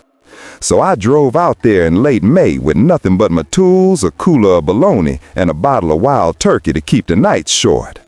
The house sat waiting like always, gray clapboards gone silver, tin roof ringing soft when the rain walked across it.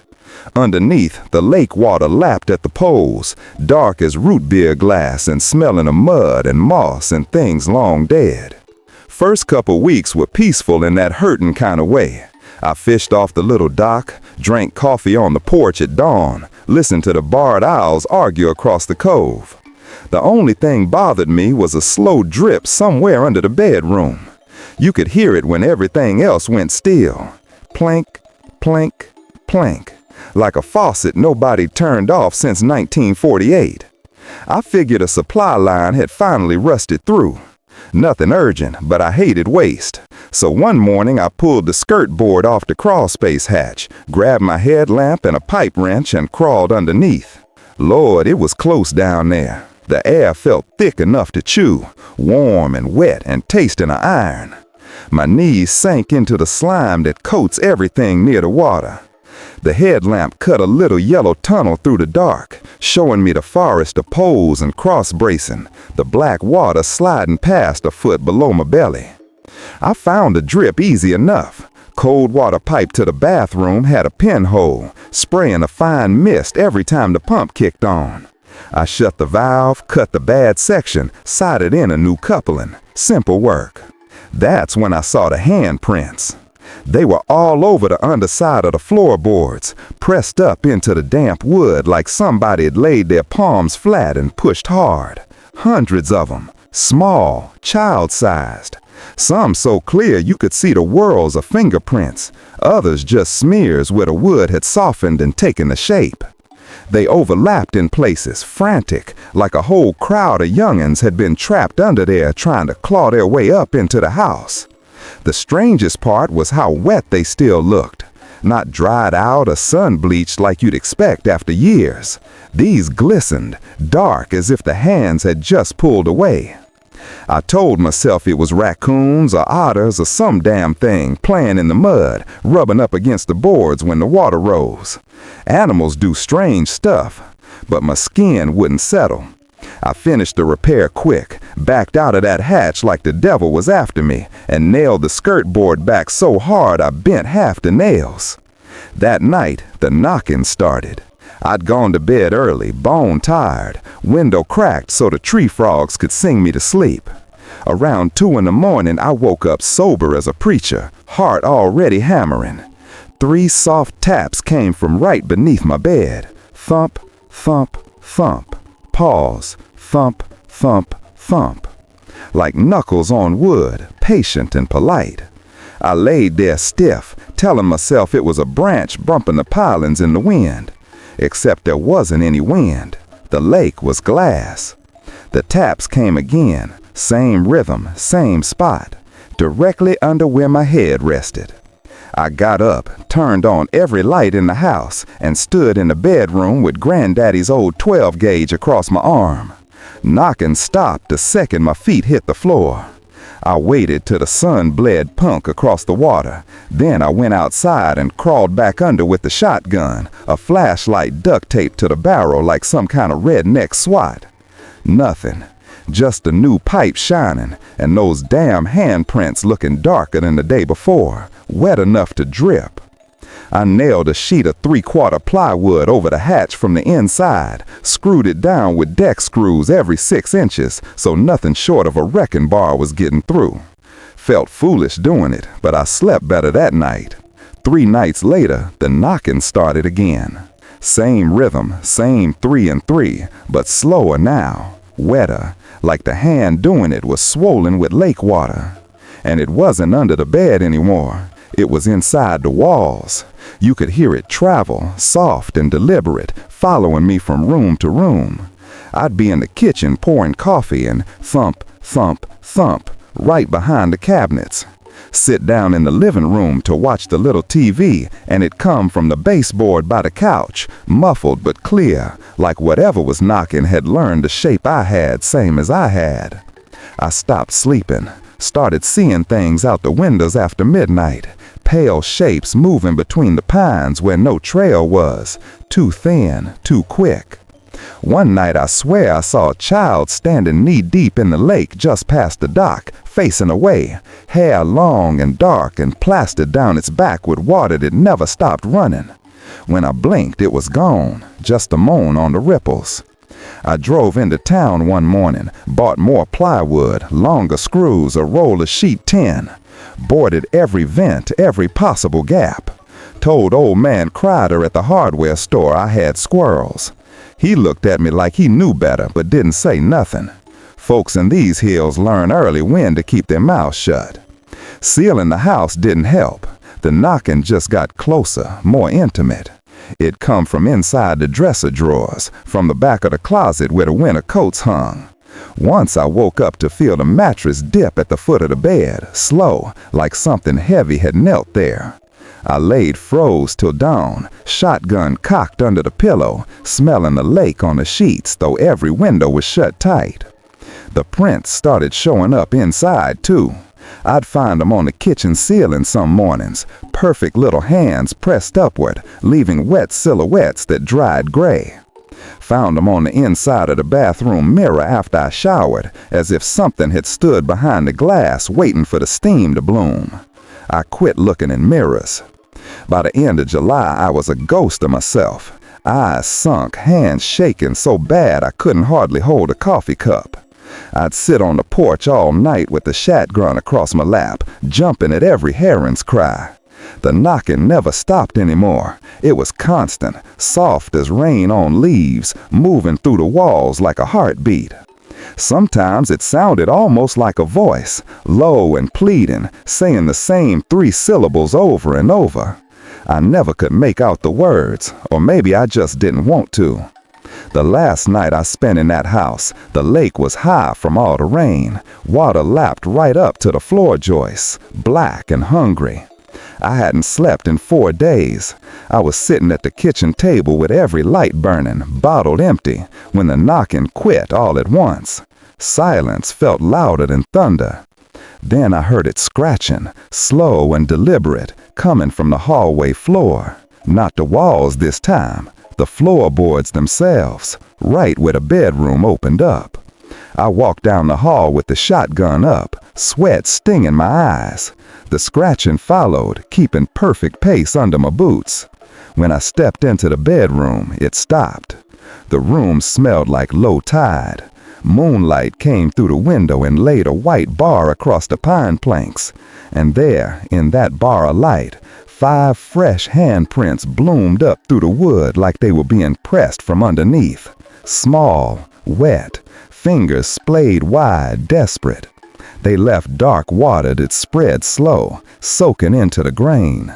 I don't remember screaming. I remember the shotgun roaring once, twice, blasting holes clean through the floor till the muzzle flashed orange in the black water below. Splinters rained, the smell of gunpowder mixed with that rotten lake stink. And from every hole I'd just made came a sound I'll take to my grave. A high, thin crying, not quite human, a whole chorus of it rising up through the floor like steam. I threw what I could grab into the truck and drove out of there with the pedal on the floor, headlights cutting tunnels through the pine. Didn't stop till I hit the interstate and the sun came up red over the mountains.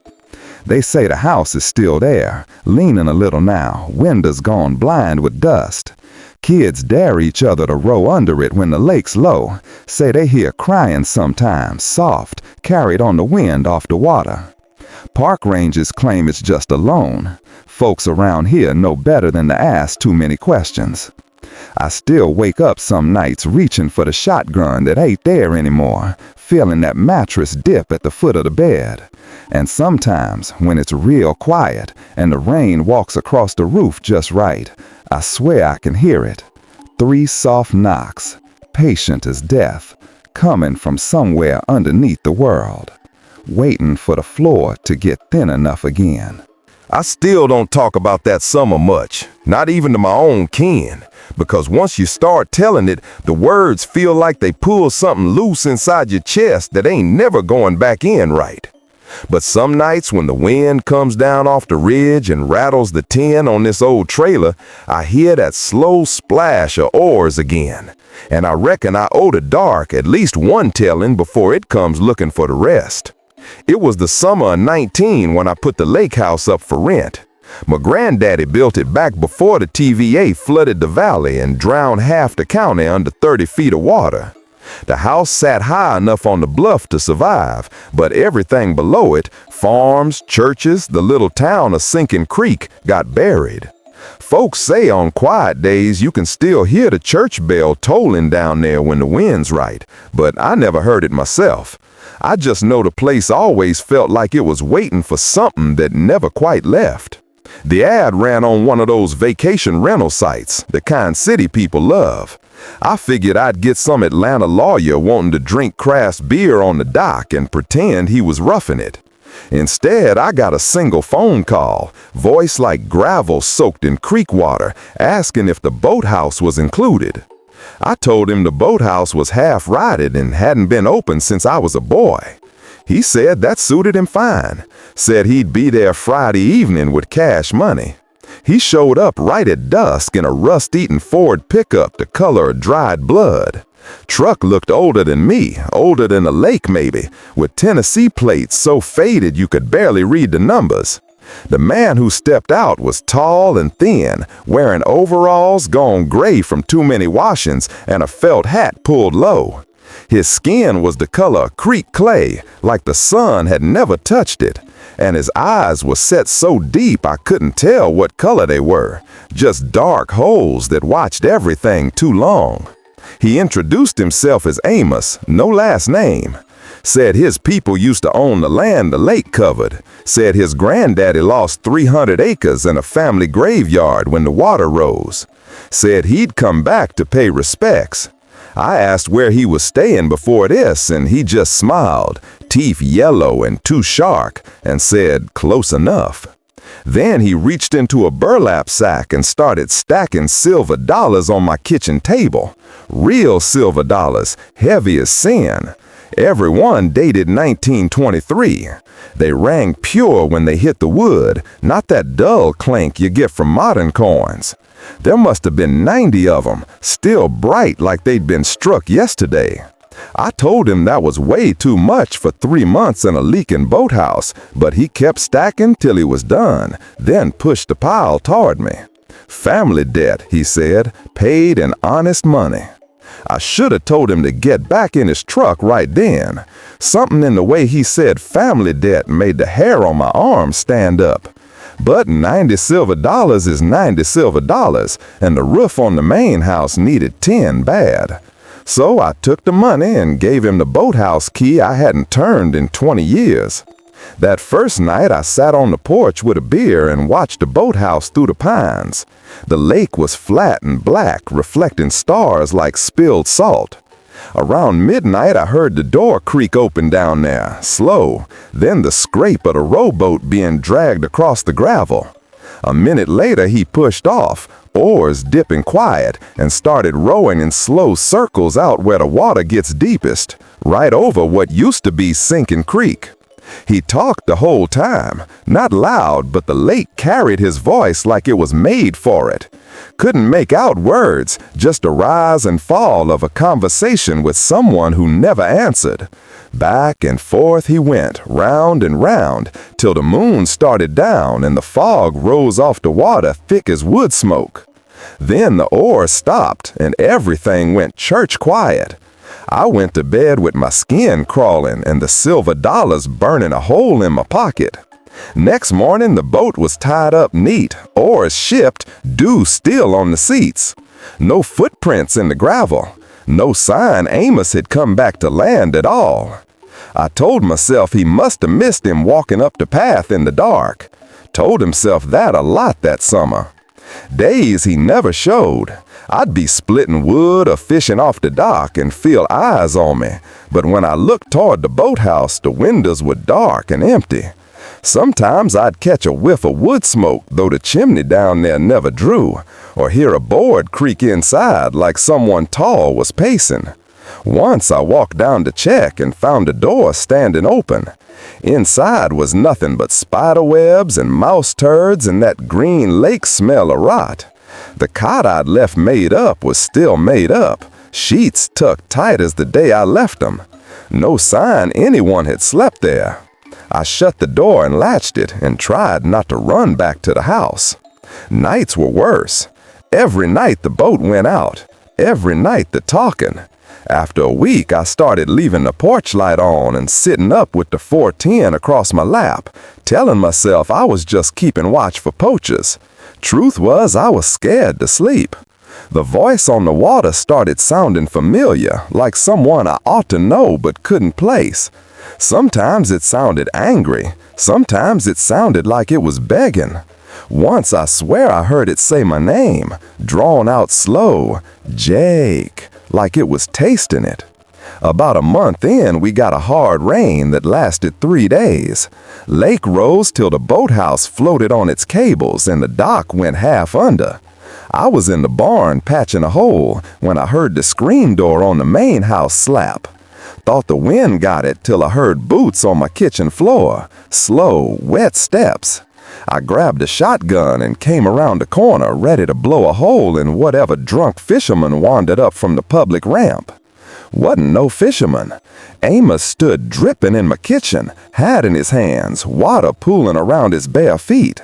His overalls clung to him like he'd been under the lake instead of in the rain. Eyes still deep and dark, but now I could see they were the exact gray-green of the water out deep. "Need to borrow your lantern," he said. "Mine went out." I told him take whatever he needed and get out. He didn't move, just turned that hat in his hands round and round. "They're restless," he said. "Water's high. They can almost reach." I asked who they was. He smiled again, worse than before. "Family," he said. "All of 'em. Granddaddy, Grandma, little Ruth Ann, Uncle Silas, the twins what died in the fever of 22. Whole town, Jake. Whole town's down there waiting on me to bring 'em up." Then he reached out and touched one of the silver dollars I kept in a mason jar on the counter. Just brushed it with a finger, bone white and cold looking. Coin rang like a bell, and for a second I thought I saw something move behind his eyes, something looking out at him that wasn't Amos at all. He took the lantern and left. I watched him walk down the path in the pouring rain, barefoot, not seeming to feel the cold. That night the boat didn't go out. Instead, I heard singing from the boathouse, old hymn, "Shall We Gather with the River," slow and sour like a music box running down. Kept waiting for the sheriff to call about noise complaints, but nobody ever did. Ain't nobody else lives close enough to hear. Last week of August, the weather turned cool early. Fog lay on the lake thick every morning, and the hickory leaves started bleeding yellow. I was counting days till Amos's 3 months were up, planning to burn sage in that boathouse and salt the doors and never rent to another living soul. One morning the fog was so thick I couldn't see 10 feet past the dock. I was making coffee when I heard the boat bump against the pilings, gentle, like it was nudging me awake. Went out with my mug still in hand, and there was the rowboat tied up neat as always, oars shipped, but this time the thwarts were wet, and there was water in the bottom like someone just stepped out. No footprints again, but the boathouse door stood open, and inside the cot was unmade for the first time, sheets twisted like somebody thrashed half the night. And on the little table where I'd left a spare flashlight sat every single one of them 1923 silver dollars, stacked in neat towers of 10. I knew what I was gonna see before I picked one up. Still made my stomach drop to my boots when I did. Every coin had my face now instead of Lady Liberty. Not carved or filed, stamped perfect like the mint made 'em that way. My eyes, my nose, the little scar on my chin from when I was 8. Even the stubble I hadn't shaved in 3 days. They were warm, like they'd just come out of someone's pocket. I stood there a long time with one in my hand, feeling how heavy it was, how real. Then I heard the oars start up again out on the lake. Slow, steady strokes coming closer. Couldn't see the boat for the fog, but I could see the wake pushing toward the dock, and I could hear him talking again. Only this time I understood every word. "Come on home, Jake," he called, voice sounding like it came up from the bottom of the lake itself. "Water's fine, family's waiting. Paid your debt in honest silver, same as me. Time to come on home." I dropped a coin and ran for the house, locked every door, every window, shoved a china cabinet in front of the back one. Sat up all night with the shotgun and every light in the place burning, shotgun across my knees. I still don't talk about the summer of 21 if I can help it. Folks around here already think I'm half-touched from living alone up on the ridge too long, and telling the truth don't do nothing but make their eyes slide away like I just farted in church. But some nights, when the wind comes down off the mountains carrying that wet iron smell from the valley, I feel her out there again, patient as stone, and the words crawl up my throat whether I want them to or not. It started innocent enough. I'd rented the old Harlan place for the season. Cheap, because nobody much wanted a house that stared straight down into what used to be Possum Hollow before the Corps dammed the river back in '58 and drowned the whole town to make Lake Keeney. The cabin sat high on the ridge, 3 miles of switchback gravel to get to it. No neighbors closer than a holler and a prayer. I liked that.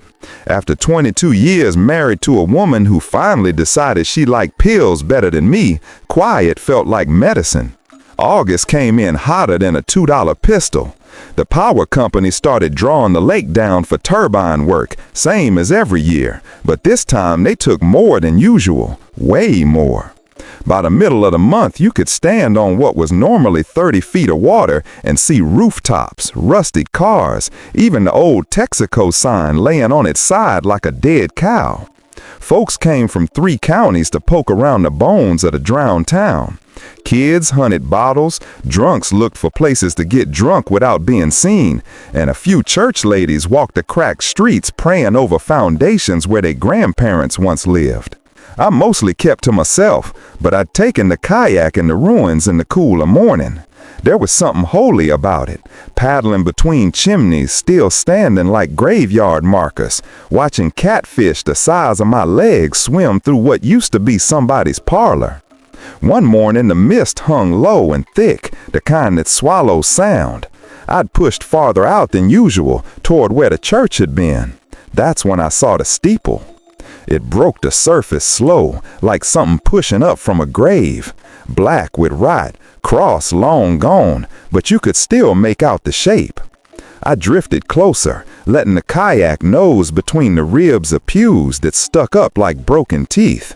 That's when I saw her. She stood on the old altar platform, knee-deep in the cracked mud, wearing a sundress the color of weak coffee left too long on the burner. Hair dark and stringy, hanging over her face. At first, I thought she was one of those artsy college girls come to take pictures of the apocalypse, but something about the way she held herself was wrong. Too still. Arms loose at her sides, head tilted like she was listening for a sound only she could hear. I was maybe 50 yards off, close enough to see the dress clung to her legs with lake muck, close enough to see the water beading on her skin like she'd just that second stepped out of what was left of the lake. I said, "Hey," soft, not wanting to startle her. She didn't move, didn't blink, just turned her head real slow until she was looking straight up the ridge, straight at my cabin. I felt it like a hand closing around the back of my neck.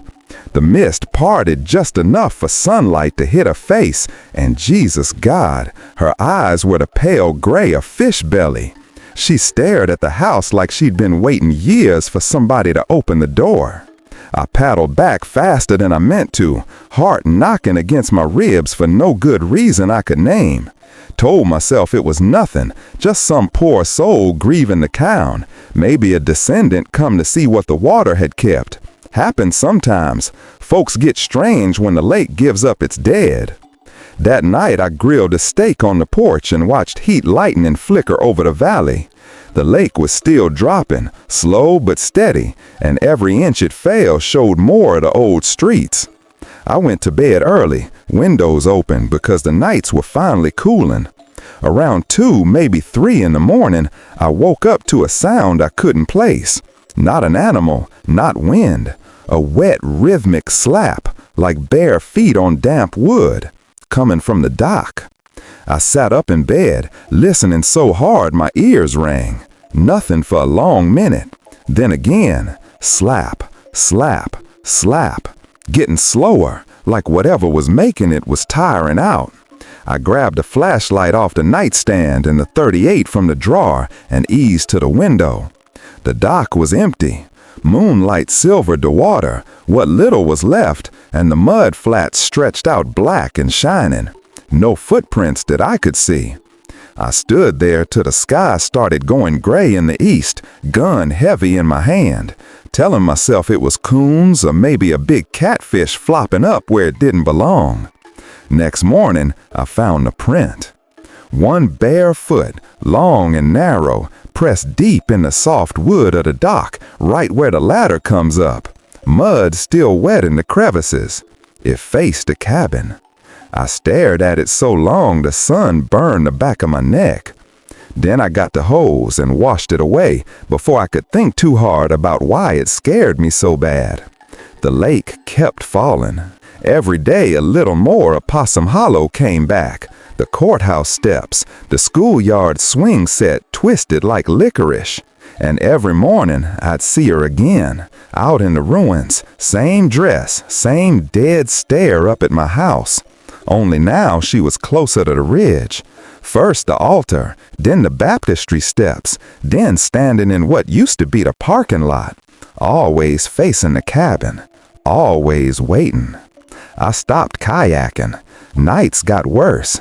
The slapping sound came regular now, closer each time.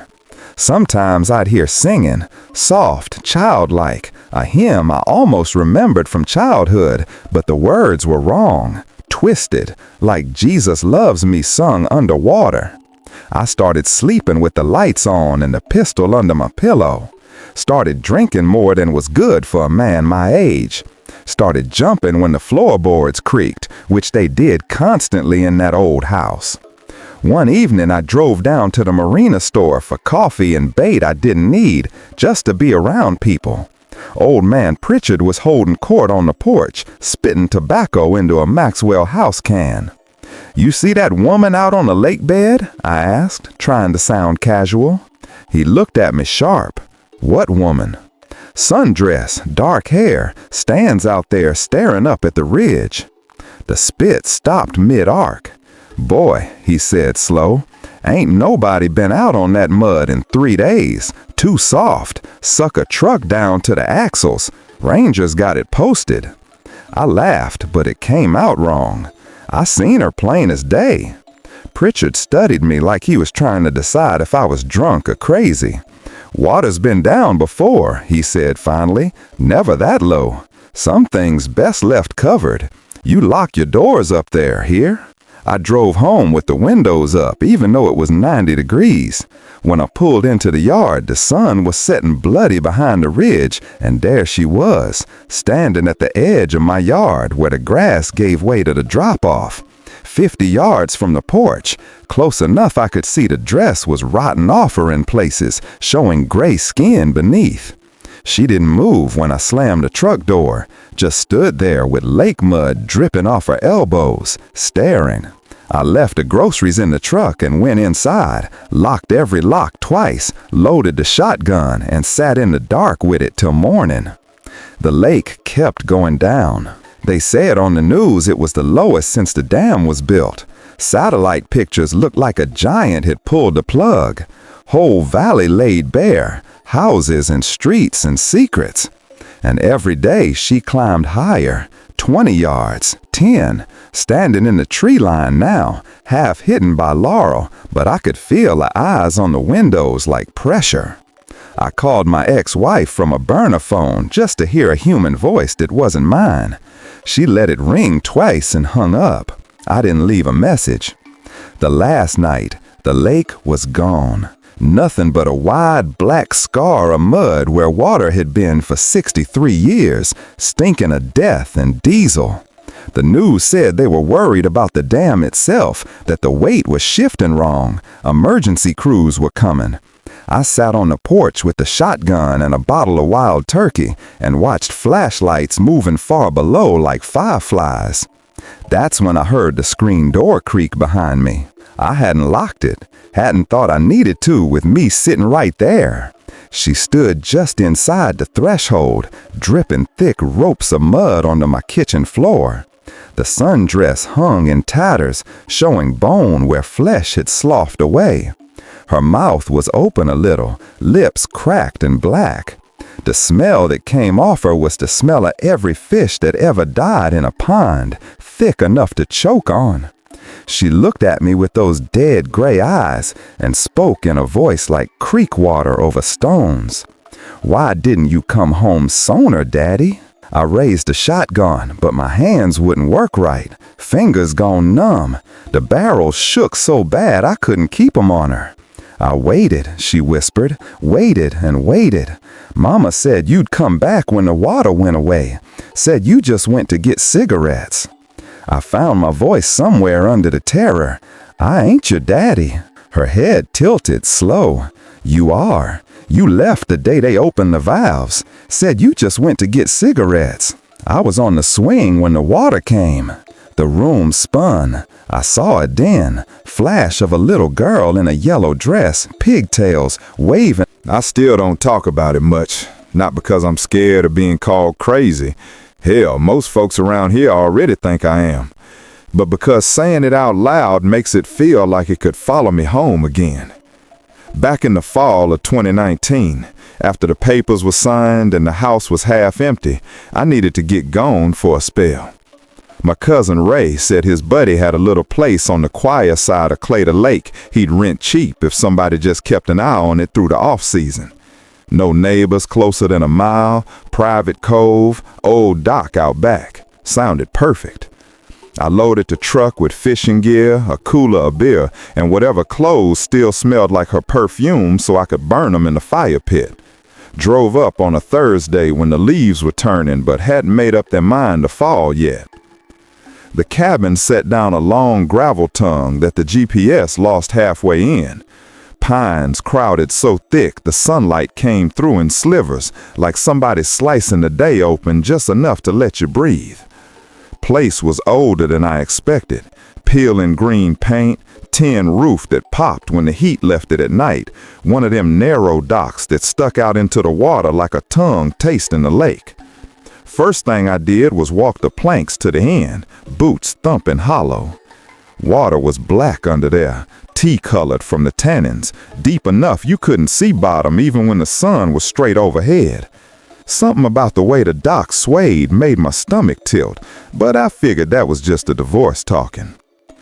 That first afternoon, I caught a couple smallmouth, drank 3 beers, grilled a steak on the rusty hibachi, and fell asleep in the rocking chair on the porch with the screen door banging every time the wind turned. Woke up sometime after midnight needing to piss. Moon was thin, just a clipped fingernail, and the lake was so still it looked solid, like I could walk across it if I didn't know better. I stood there shaking off when I heard it, slow, heavy breathing, not wind, not an animal snorting, breathing, wet and patient, coming from right beneath the dock. In and out, like something the size of a pickup truck lying on its back in the mud, sucking air through its nose. I froze with my dick still in my hand, heart hammering so hard I felt it in my teeth.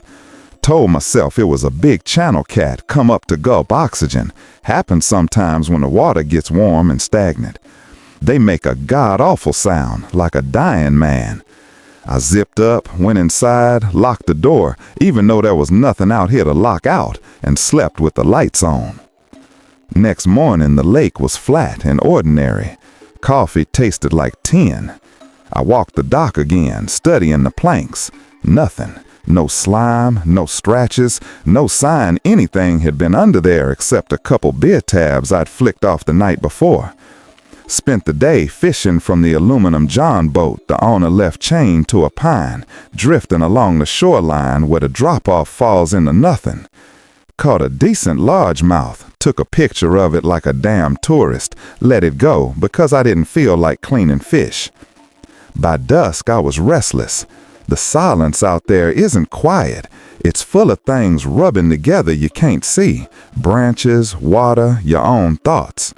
I built a fire, drank more than I should have, and tried to burn the sweater she left at my place.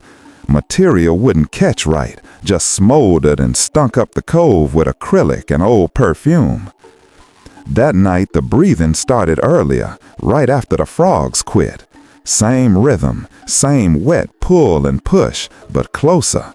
Not under the dock anymore, inside it, somehow. Like the planks themselves had learned how lungs work. I sat in the rocker with a flashlight and a half-empty fifth of early times, telling myself I was being ridiculous, 42 years old, jumping at noises like some kid. But the more I listened, the more it sounded deliberate, patient, waiting for something. I got up, walked to the edge of the porch, and shined the light straight down between the boards. The beam caught wet spots on the planks, dark little handprints no bigger than a child's, except the fingers were too long, and there were only 4 of them. Dew, I thought, just dew. But dew don't leave prints that perfect, and dew don't steam when the night air's this cold. I went inside, locked the door again, and turned the radio on loud, some AM station out of Pulaski playing gospel. Didn't help. The breathing kept time with the music, slow inhale on the downbeat, exhale dragging across the measures like it was learning the song. I sat up till the bottle was gone and the sky started going gray over the ridges. When the sun finally came, the prints were gone. Wood was dry. Dock looked normal. I told myself I'd been drunk, told myself a lot of things.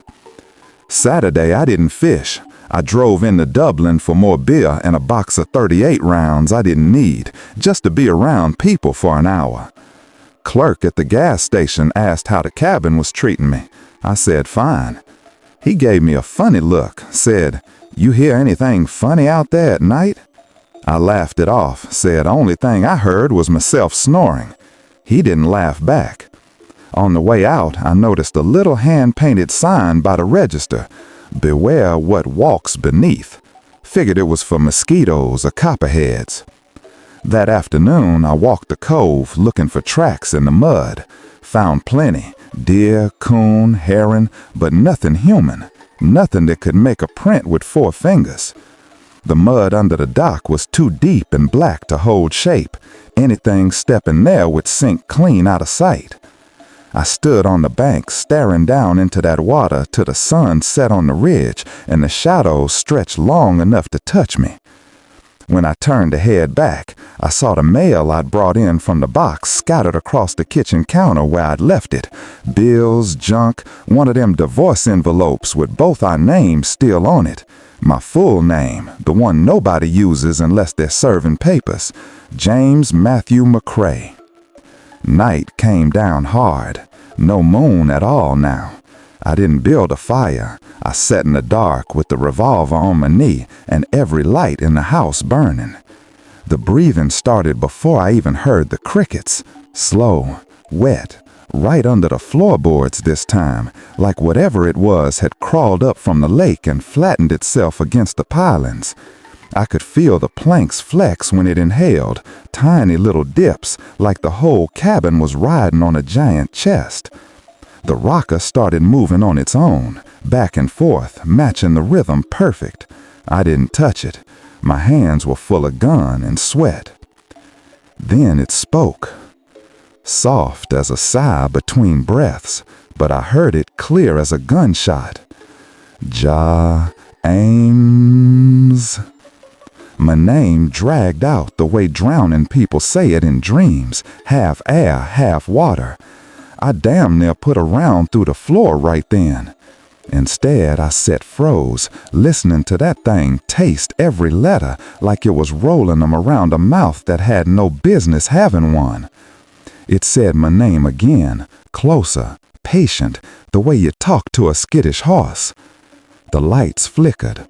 The radio, which I'd left off, clicked on by itself and started scanning stations. Static, preaching, country song, static, until it settled on silence thick as felt.